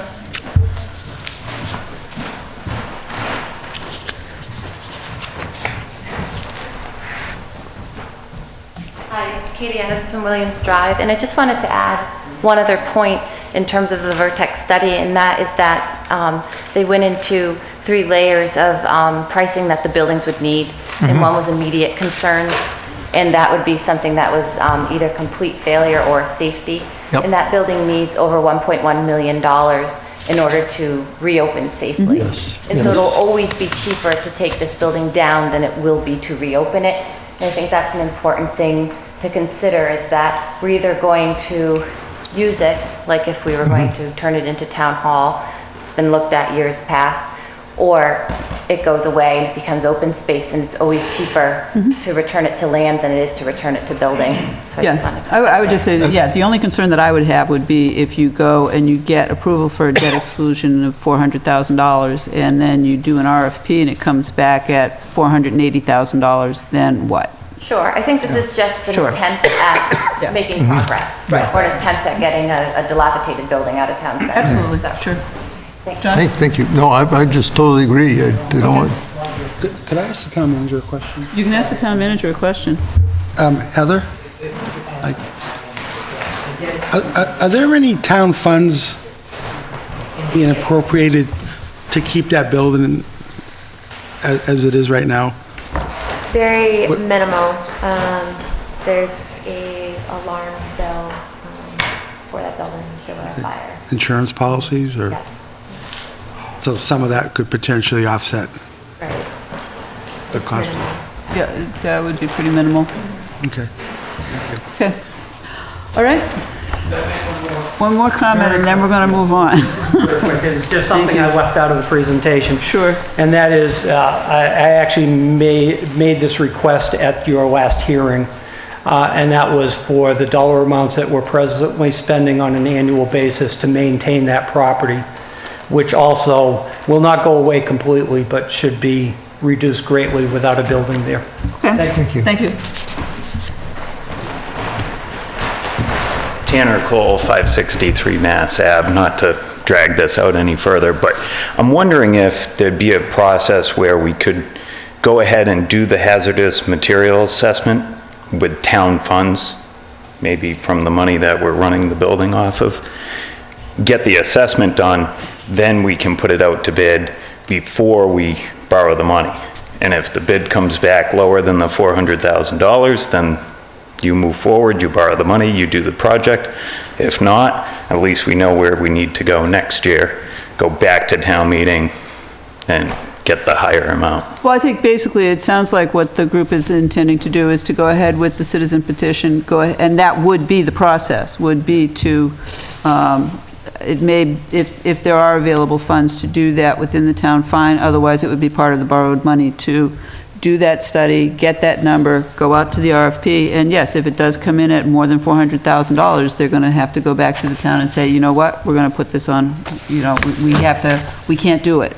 Yeah, and So, yes. so the risk would be you borrow all the money and then you can't do the Yeah, project. you don't have to borrow it all at once anyway, and the Okay. town never does it that way. The town would Okay. basically borrow as needed, is basically. So the town could borrow the funds to do the study, assessment, right. we get the assessment done, and then at the very least, in the 12 months, we've got the assessment done and we know where we need to go. You may even have it done in 6 months and be back at a special town meeting with a, like trying to see if you can. Even better. We'll see, yeah, we'll Thank see you. how it all goes, but thank you. All right, so now we'll move on to sewer. There would, Articles 25 and 26 are regarding the amending sewer service area to include Tilton Ave and then to appropriate borrow to construct sewer service in the area. Is there a figure for borrow? I have to read the article, sorry.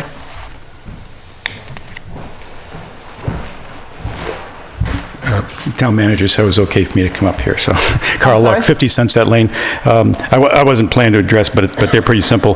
The first one is, the sewer service area is the part of Lunenburg that has been determined to be an area of needs and can be sewered. It's roughly half the town. And that's controlled by the town. That was a conscious decision. In order to change the sewer service area, the town has to vote to change it, just so that the town has say where we sewer. It's very important. Tilton Ave is a very short street that you're familiar with, that if you look at the sewer service area map, nice colored map, there's this little hole called Tilton Ave, and for not good reasons, it inadvertently got left out of the area when the need study was done. It doesn't vary in terms of needs, soils, any of the need criteria from the area all around it. So when that was brought to our attention, we had we looked at the data, and our engineering consultants who did this original work agreed that, yeah, that really should be in. So that's why we're putting that back in. So that's the story on that one. The next one was really to protect for some residents on that street have issues and had expressed an interest to sewer the street. However, in the interim between submitting this, we've surveyed the area in order to have a street or an area sewered under a betterment, at least under the town's betterment. They need to have 2/3 of the residents, of the affected residents, vote to participate. If 2/3 don't participate, then we don't move forward with the program. Tilton Ave survey is complete, and it didn't meet the 2/3, so we will pass over that. Oh, they're going to be passed, okay. Yeah. All right, thank you. That's an easy one.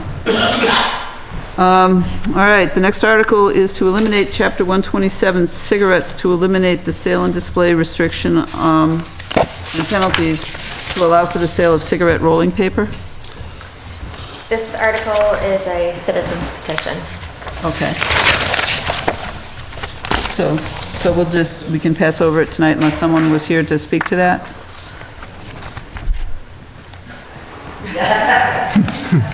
I thought you were getting up to speak about rolling paper, okay. Okay, then basically the town charter amendments would be, currently as written as Article 28.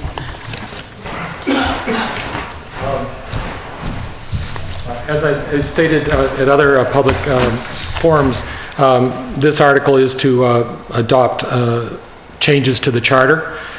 There is a hearing on Thursday, April 5th, at which time, after the hearing, the committee will vote on recommendations that may have been sent in writing in advance, which we encourage people to do, as well as comments at the hearing. And then we will have a final draft and final report that will be uploaded to the town website and available publicly. So I would suggest, I don't know if you were going to vote or not, but I recommend that you don't vote tonight because the charter draft may change as a result of the public hearing process. Okay, thank you. Thanks. Okay, Article 29 was to see if the town will vote to amend the Town of Lunenburg Code. Okay, so, but that would only be if there was a change to the charter, so we won't be listening to that one tonight. That, we will? Oh, okay. You're coming so fast. Okay, you're coming to speak about Article 30, the salary administration plan. Yes. Yes. This is a change to the salary administration plan to change the position of outreach worker to outreach coordinator and assign it a grade 7. It's currently a grade 6. And to change the position of outreach worker, grade 6, to outreach assistant, same grade. And there's also proposed amendments to certain sections within the salary administration bylaw, and those were discovered. They were redlined versions that were from a previous town meeting, but didn't end up in the final copy that was printed in the warrant at that time. Okay, and then on this one, I'm assuming this addresses a current outreach worker who will be changed to an outreach coordinator? Yes. And we're talking one position, there is not currently an okay. Okay. Does anyone have any questions? Madam Chair, did we skip over Article 30? We did, because that's a bylaw change regarding the charter. If the charter doesn't pass, then we skip over the... Oh, I'm That would be sorry. to I was change looking... the town meeting. I was looking at the previous draft. Oh, I'm The, sorry. Agricultural Commission bylaw. Was Yeah, that? that's Article 31 on mine. Okay. And I'm just getting there. Yep. So, Those were reversed on the previous. on the previous one, they were in Yeah. different order. I'm sorry, okay. So, yes, so the Article 31 is to see if the town will amend the code for Lunenburg to change the makeup of the Agricultural Commission. Someone's here. Mr. Mendoza. Good evening. Jeffrey Mendoza, 162 Lancaster Avenue, Chairman of the Lunenburg Agricultural Commission. And a quick question, we're talking about adding the alternates, and not the budget line, or are they in the same? Is it just the bylaw amendment? Yes. It's just the bylaw amendment. Is there also a budget? There was a budget line request also that was submitted by our market manager. Okay. I'm sorry, Heather? That would be for the fiscal 20. Right. 2020, okay. So there's nothing that we have to handle tonight, okay. Right, okay. Basically, what we're looking to do is to, currently the commission is 5 members appointed by the Board of Selectmen, and what we'd like to do is we would like to add 2 alternates to serve the purpose of basically from spring to fall, especially with the kind of weather we've been having, it's very hard to get a quorum. Because farmers obviously have to take advantage of good weather for haying purposes in 3-day stretches, and it does seem to fall around Thursdays, which is when our meetings usually are. And this was proposed to us as an option to be able to still have our meetings so we can continue the work that we're doing without delays and without having to raise the quorum by adding, moving it to a 7-member commission instead. So that's the basic goal. And what we found in the past 6 months or so, I would say roughly, we've had a lot of attendance, which in years past we haven't. There's becoming a lot of interest in the Agricultural Commission and support of it in town. And we are hoping that the town will approve this change so that we can, bring more people into it and also basically to facilitate a busy farm schedule. Okay. Thank you. So- Any questions from George? Are these volunteers? Yes, we are definitely volunteers. Is that it? Okay. Thanks. Thank you. Okay, Article 32.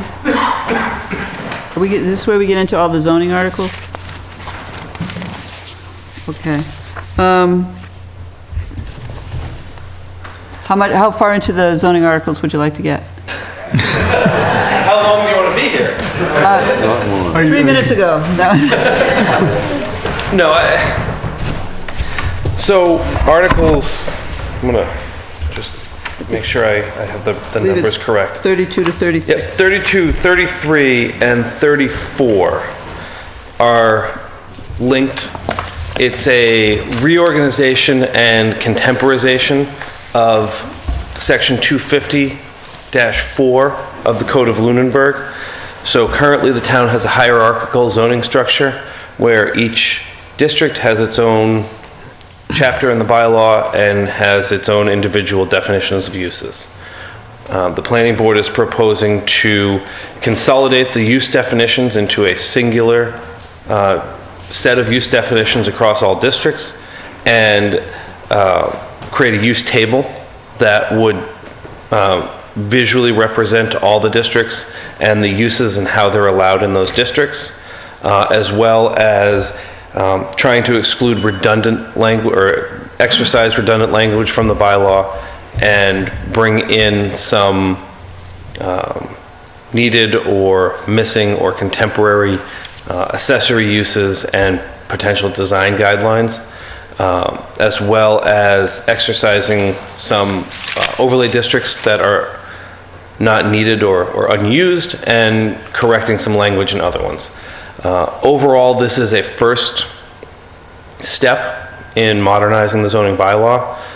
It will be a living thing that happens over a period of probably a decade and will require some multiple attempts at correcting different things throughout each of the sections.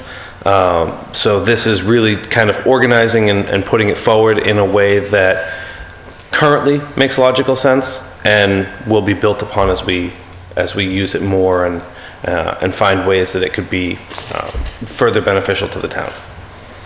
Article 35 is a deletion of a self-imposed timeline that is harsher than the statutory requirements and changing our code in 250-8.3 to match the general law's statutory timeframes, as opposed to putting the town under a 90-day timeline. That's unnecessary. And then Article 36, oh, look at that, I get to back cleanup. Article 36 is taking these changes as well as a wording change and applying them to the zoning map.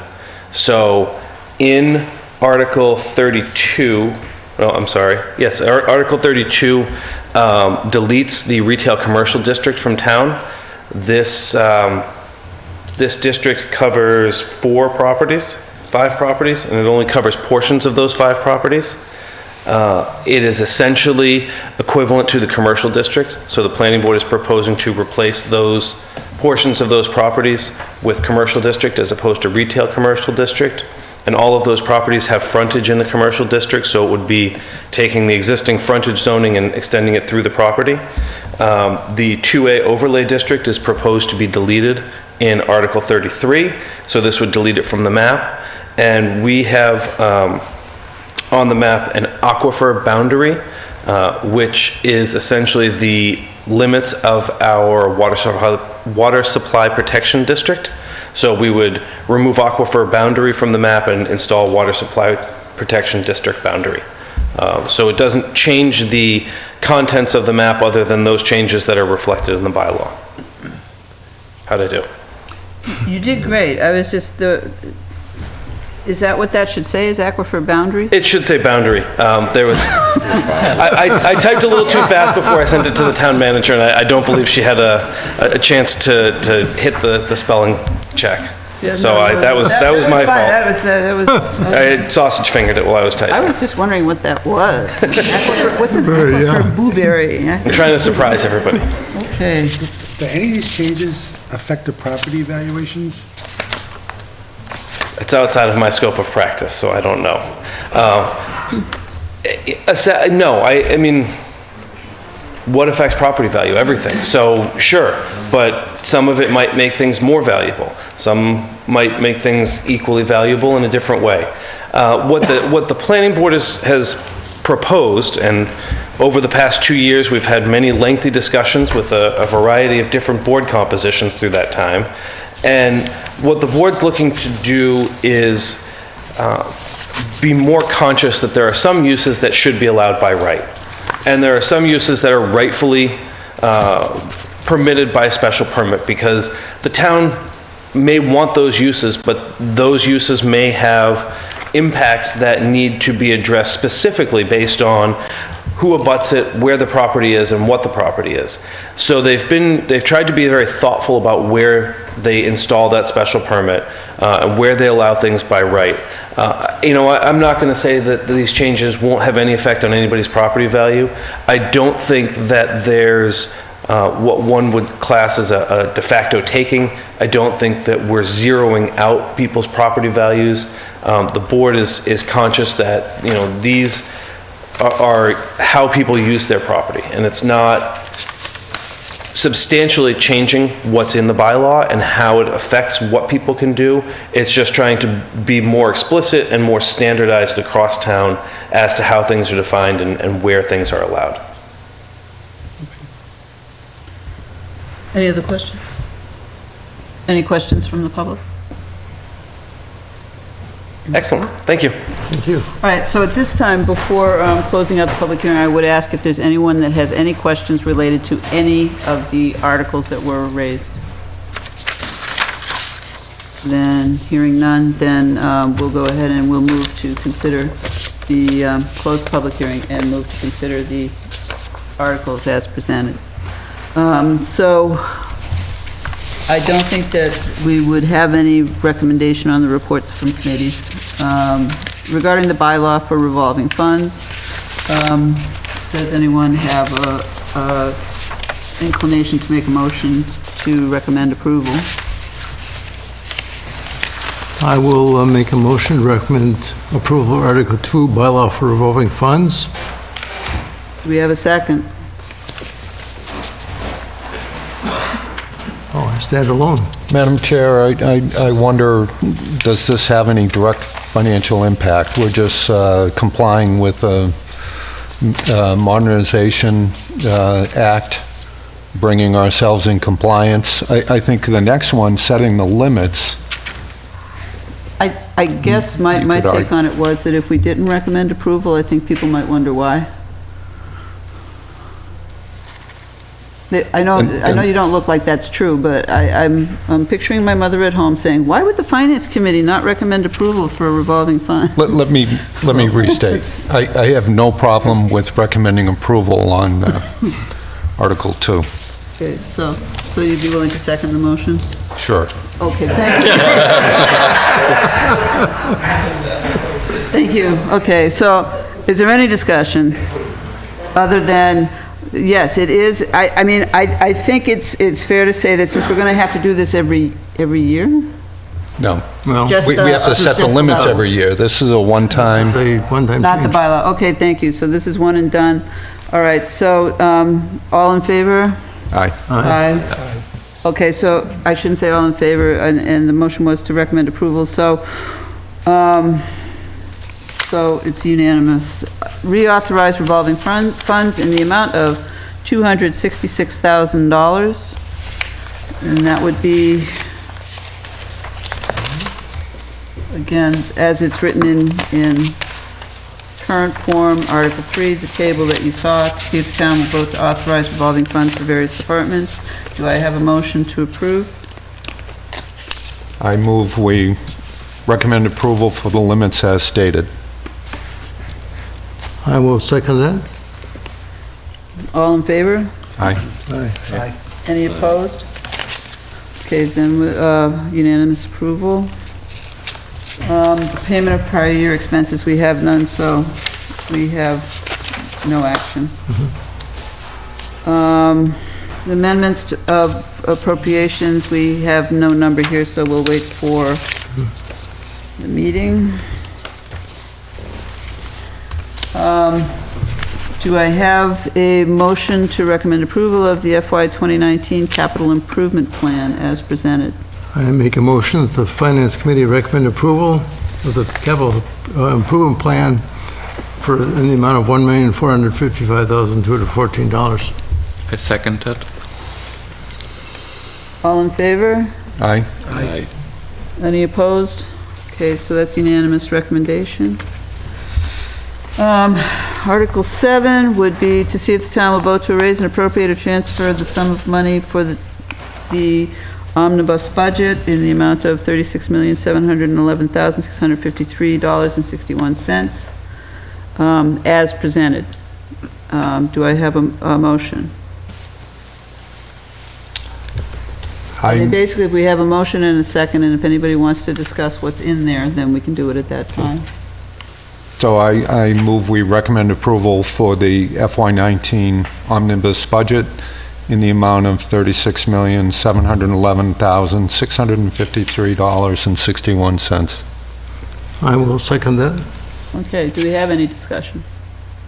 I would only ask the town manager if she anticipates any changes between now and annual town meeting.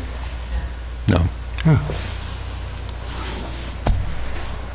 And it looks like she's going to insist on no changes between now and annual town meeting. All right, and there was, and no one had anything that they wanted to change in the body of the budget or recommend changes? Well, there was Mr. Luck's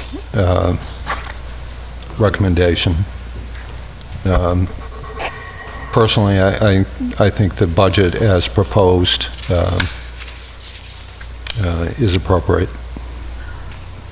I tend to agree, and I agree, and I am basically also going to acknowledge that there is at least a plan going forward to try to work all of those things in. And I take, the fact that we're finally at the point where we don't have surprise expenditures. I think the first year I was here, we had new growth, we thought we had extra money, and all of a sudden, the state said that the unfunded liability for retirement had to be funded. So all of a sudden, that money disappeared. I mean, it's nice to see that we're starting to be able to put positions back and to increase some positions in public safety, and I believe that the approach that the town manager is taking to do that in a measured approach is a good thing, and certainly it's open for discussion down the road, but I think I would have to agree, so. Any other discussion on that? So, no changes. Okay, so all in favor? Aye. Aye. Any opposed? Okay, that's a unanimous recommendation. Stabilization Fund, do I have a motion to recommend approval to approve transfer from free cash to the stabilization fund in the amount of $87,000? So moved. Second.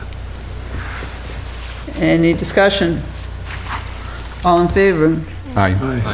And aye, so that's unanimous recommendation. Article 9, as stated, is the transfer from free cash to the Special Purpose Stabilization Fund in the amount of $200,000. Do I have a motion to recommend approval? So moved. Second. Any discussion? All in favor? Aye. Aye. That's a unanimous recommendation. Transfer from free cash and sewer retained earnings, amounts of $100,000 on the town and $656 from the sewer to the OPEB trust fund. So moved. Second. Any discussion? All in favor? Aye. Aye, unanimous recommendation for approval. Article 11 is to fund the FY 2019 sewer enterprise budget using anticipated receipts, retained earnings, and transfer of funds in the amount of $1,756,644.16. Do I have a motion? So moved. Second. Any discussion? All in favor? Aye. Aye. And aye, so unanimous approval for recommendation. Sewer Capital Reserve Stabilization Fund to transfer from retained earnings in the amount of $29,000. Do I have a motion? So moved. Second. Any discussion? All in favor? Aye. Aye. Aye. Unanimous. The solid waste disposal enterprise revenues to fund the disposal program enterprise budget in the amount of $292,000. Do we have a motion? Move we recommend approval. Second? Any discussion? All in favor? Aye. Aye. And aye. It's a unanimous recommendation for approval.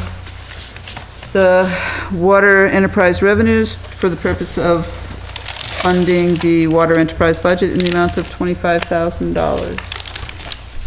Do we have a motion? So moved. Second. Any discussion? All in favor? Aye. Aye. And aye.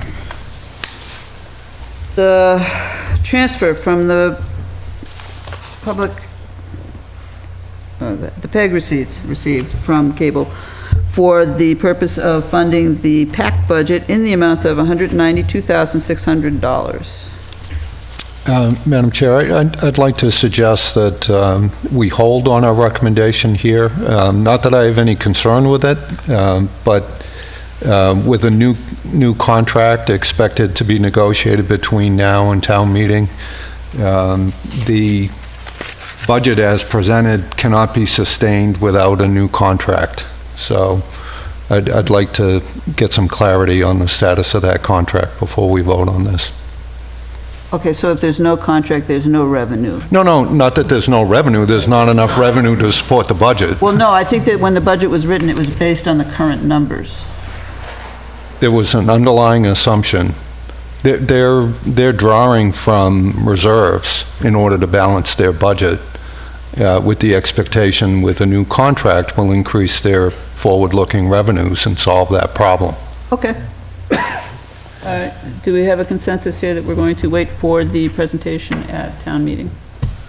Okay, then we will pass that over for town meeting.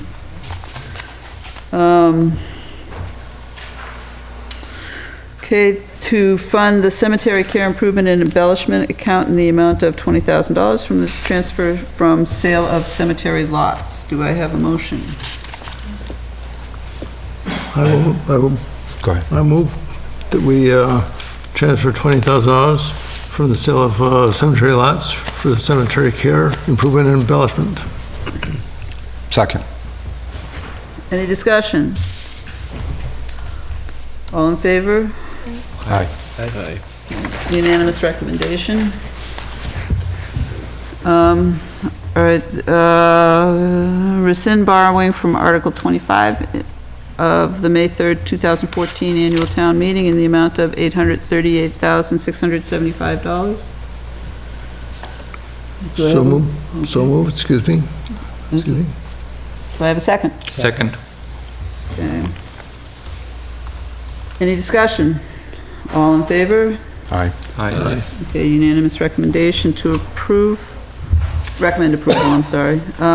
Rescind borrowing in the amount of $300,000 from a May 2nd, 2015 annual town meeting for sewer construction. Do we have a motion? I move we recommend approval. Second. Any discussion? All in favor? Aye. Aye. And aye, unanimous approval. Recommend approving the rescinding of borrowing of $256,000 from Article 15 of May 3rd, 2014 annual town meeting for the purchase of the Lane property. I move we recommend approval. Second. Any discussion? That was a nice purchase. All in favor? Aye. Aye. Okay, unanimous recommendation for approval. Okay, authorize selectmen to convey the Brooks House building. I move to, that we recommend authorization to the selectmen to convey the Brooks House building. Are you recommending the approval of the article approval of to the article, authorize yes. the selectmen to convey? That's right, the approval of the article. Right. Second. Any discussion? All in favor? Aye. Aye. Aye. Unanimous approval to recommend, or unanimous to recommend approval, sorry. Authorize selectmen to convey perpetual easement to Hickory Hills landowners for Hickory Hills Dam. Citizens petition. Do I have a motion?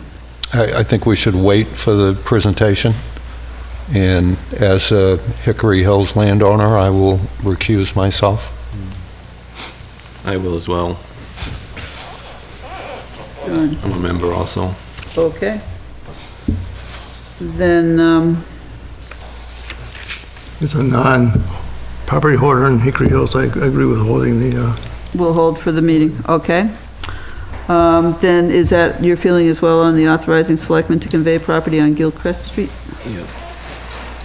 For the land swap? Or since there's no money changing hands, or do you want, is there someone who wants to make a motion to approve? Or recommend approval?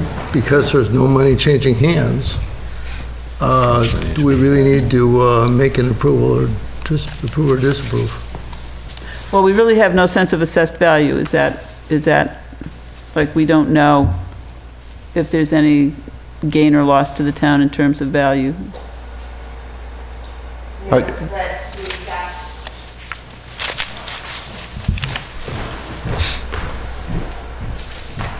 The exact parameters of 171 aren't known yet as far as what that transfer would be, but it would be conservation land. Okay. Mark? I think we should wait to hear the presentation. I don't think there's going to be any financial impact, but So we might not make a recommendation one way or the other anyway. And is the same true for the 174 Northfield Road rear?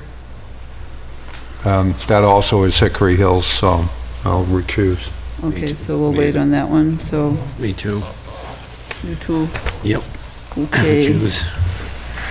All right, which brings us to the debt exclusion for the demolition of the old primary school at 30 School Street, citizens petition in the amount of $400,000. Do we have a motion?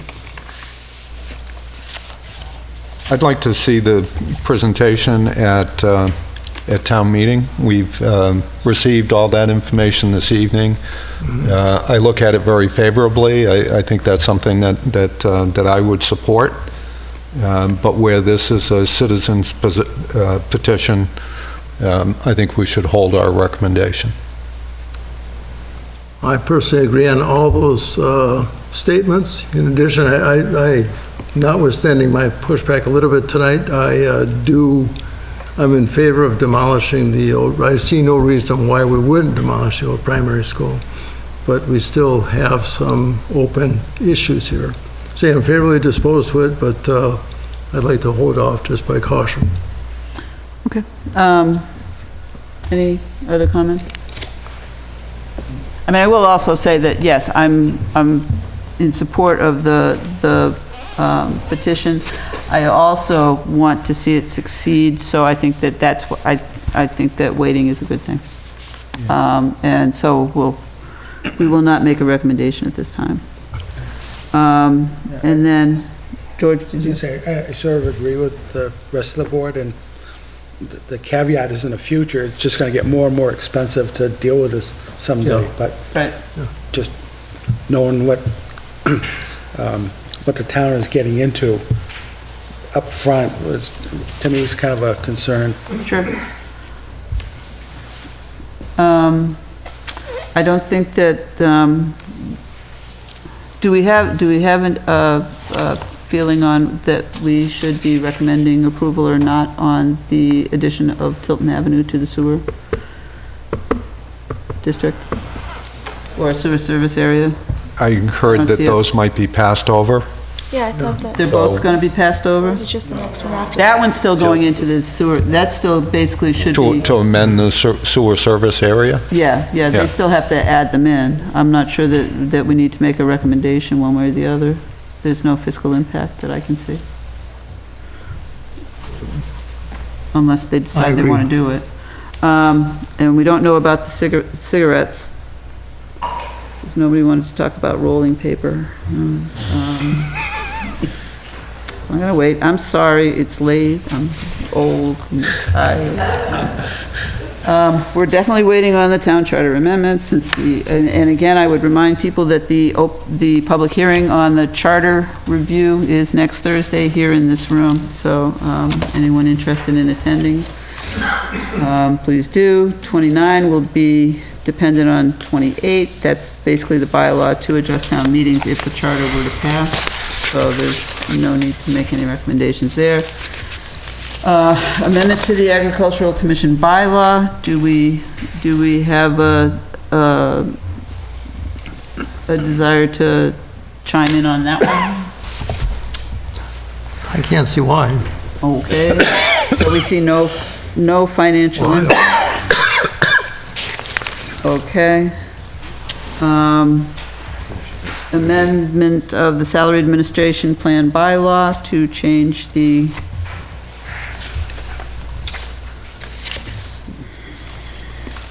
outreach assistant and outreach worker and outreach coordinator titles. I recommend it. I make a motion to recommend approval. Second. This is what? The zoning stuff? No, I'm sorry, this is the salary. Administrative. Oh, you skipped over the salary thing, yeah. Back to that. No, they reversed. They're reversed on your draft, I'm sorry. I haven't. Wrong roadmap here. Wait a minute. Article 30 is the salary admin plan. Right, and here I have it as the Agricultural Commission bylaw. Which is 31. This is 31 here, this is a... We just went through slightly, that. Yep. We did just go through that, so it's basically, it's actually not even, it's within the same draft, it's reversed. It's numbered different. It just depends on if you're looking through, at this list or you're looking within the body of the document. Okay. So you might want to look at that. The ones, It's confusing. no, this was the original one. Needlessly confusing. So is So there, anyways, is there a motion to recommend approval for the salary admin plan? Yes, there was a motion and a second. Second. There isn't one. Mark Lusher seconded, and do we have any discussion? All in favor? Aye. Aye. And aye, so that's a unanimous recommendation of approval. And then the bylaws, I believe that our best bet is to wait to see if there would be any financial impact. Yep. So we will pass all of those. And that brings us to the end of the warrant.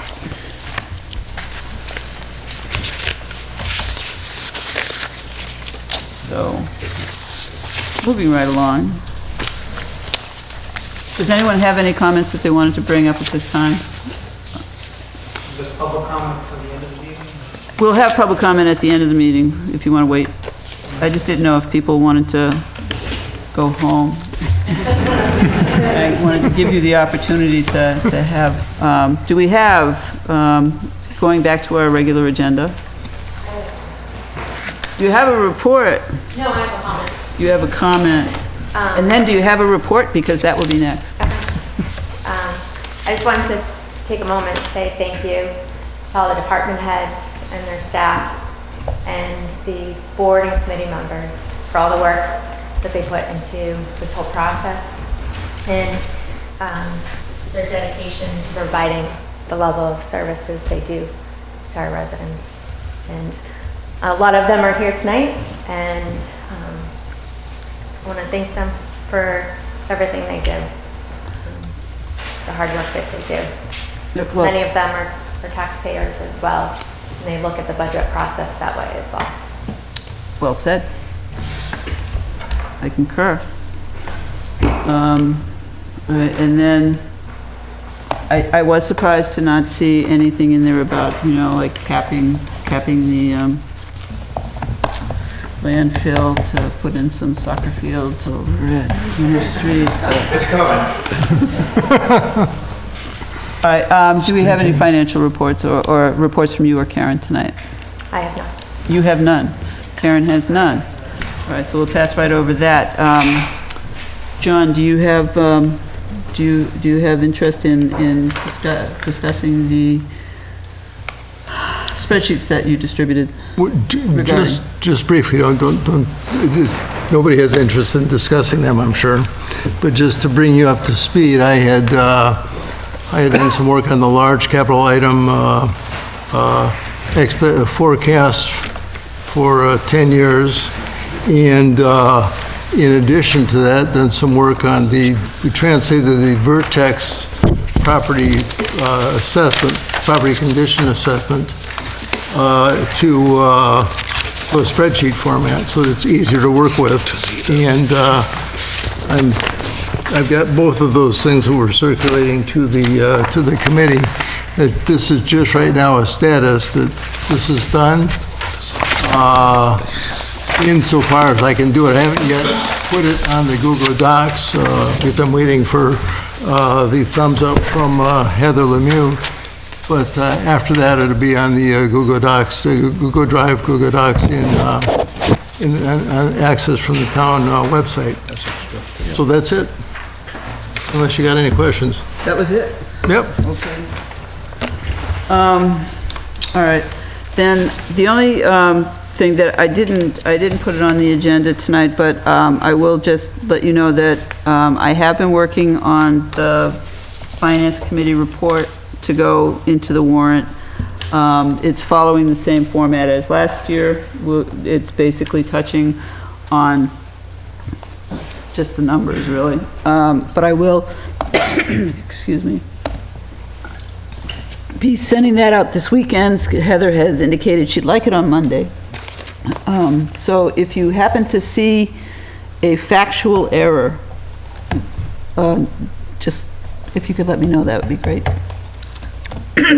And send those comments directly Directly to me. To the chair, yeah. Yeah, don't send them to each other, don't reply all. Don't get me in any trouble.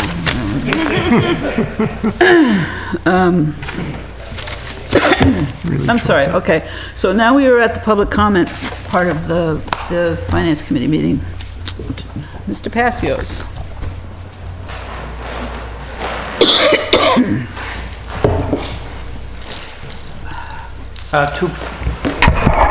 Dave Passios, 56 Whiting Street. 2 points I'd like to make. First of all, I'd like to thank the Finance Committee for more or less agreeing with the concept that we bring forward with this article. I understand your concerns about the financial side of it, and hopefully we can mitigate those and explain them in more detail on town meeting floor and see where the project goes. Again, thank you. Secondly, I just wanted to announce that the next step for this article will take place next Tuesday, April 3rd, at the Board of Selectmen's meeting. One of the steps that's required to move this proposal forward is to get a ballot question approved to go onto the ballot for May 19th, and that requires a 2/3 vote of the Board of Selectmen. So that is on their agenda for April 3rd, and we'll hope everybody that is able to attend does come to that meeting. Thank you very much. Still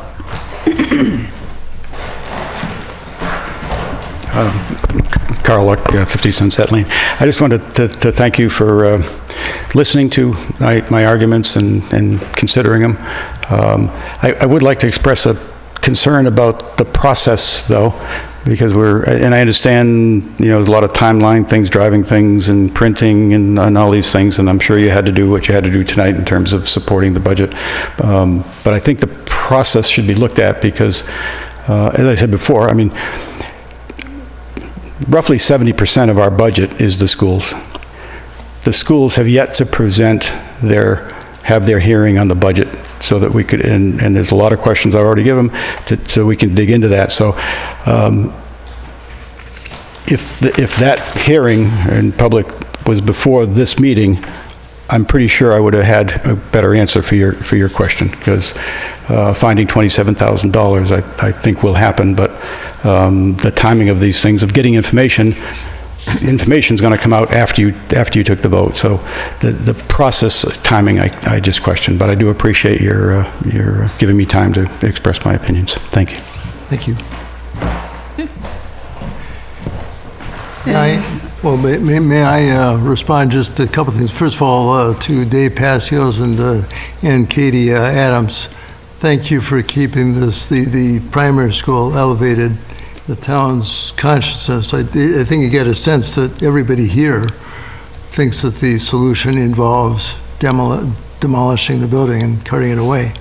As far as Carl goes, thanks for your continued outspokenness at these meetings, and I share with you a degree of frustration, not specifically about the school budget per se, but about the timeline that Mother Nature forced on us, and that there were. It's going to sound like a really callow excuse on my part, but I do believe that the last meeting we had insufficient time to actually probe some of the budgets, the budget proposals, and I'm just hoping that next time around we have a kinder winter and maybe more time to delve into the budgets, because we do have there's some very real, compelling loose ends, not loose ends here, but there are some very real and compelling issues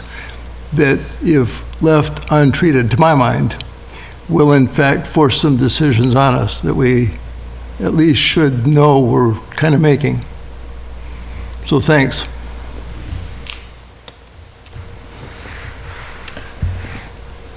Anything else?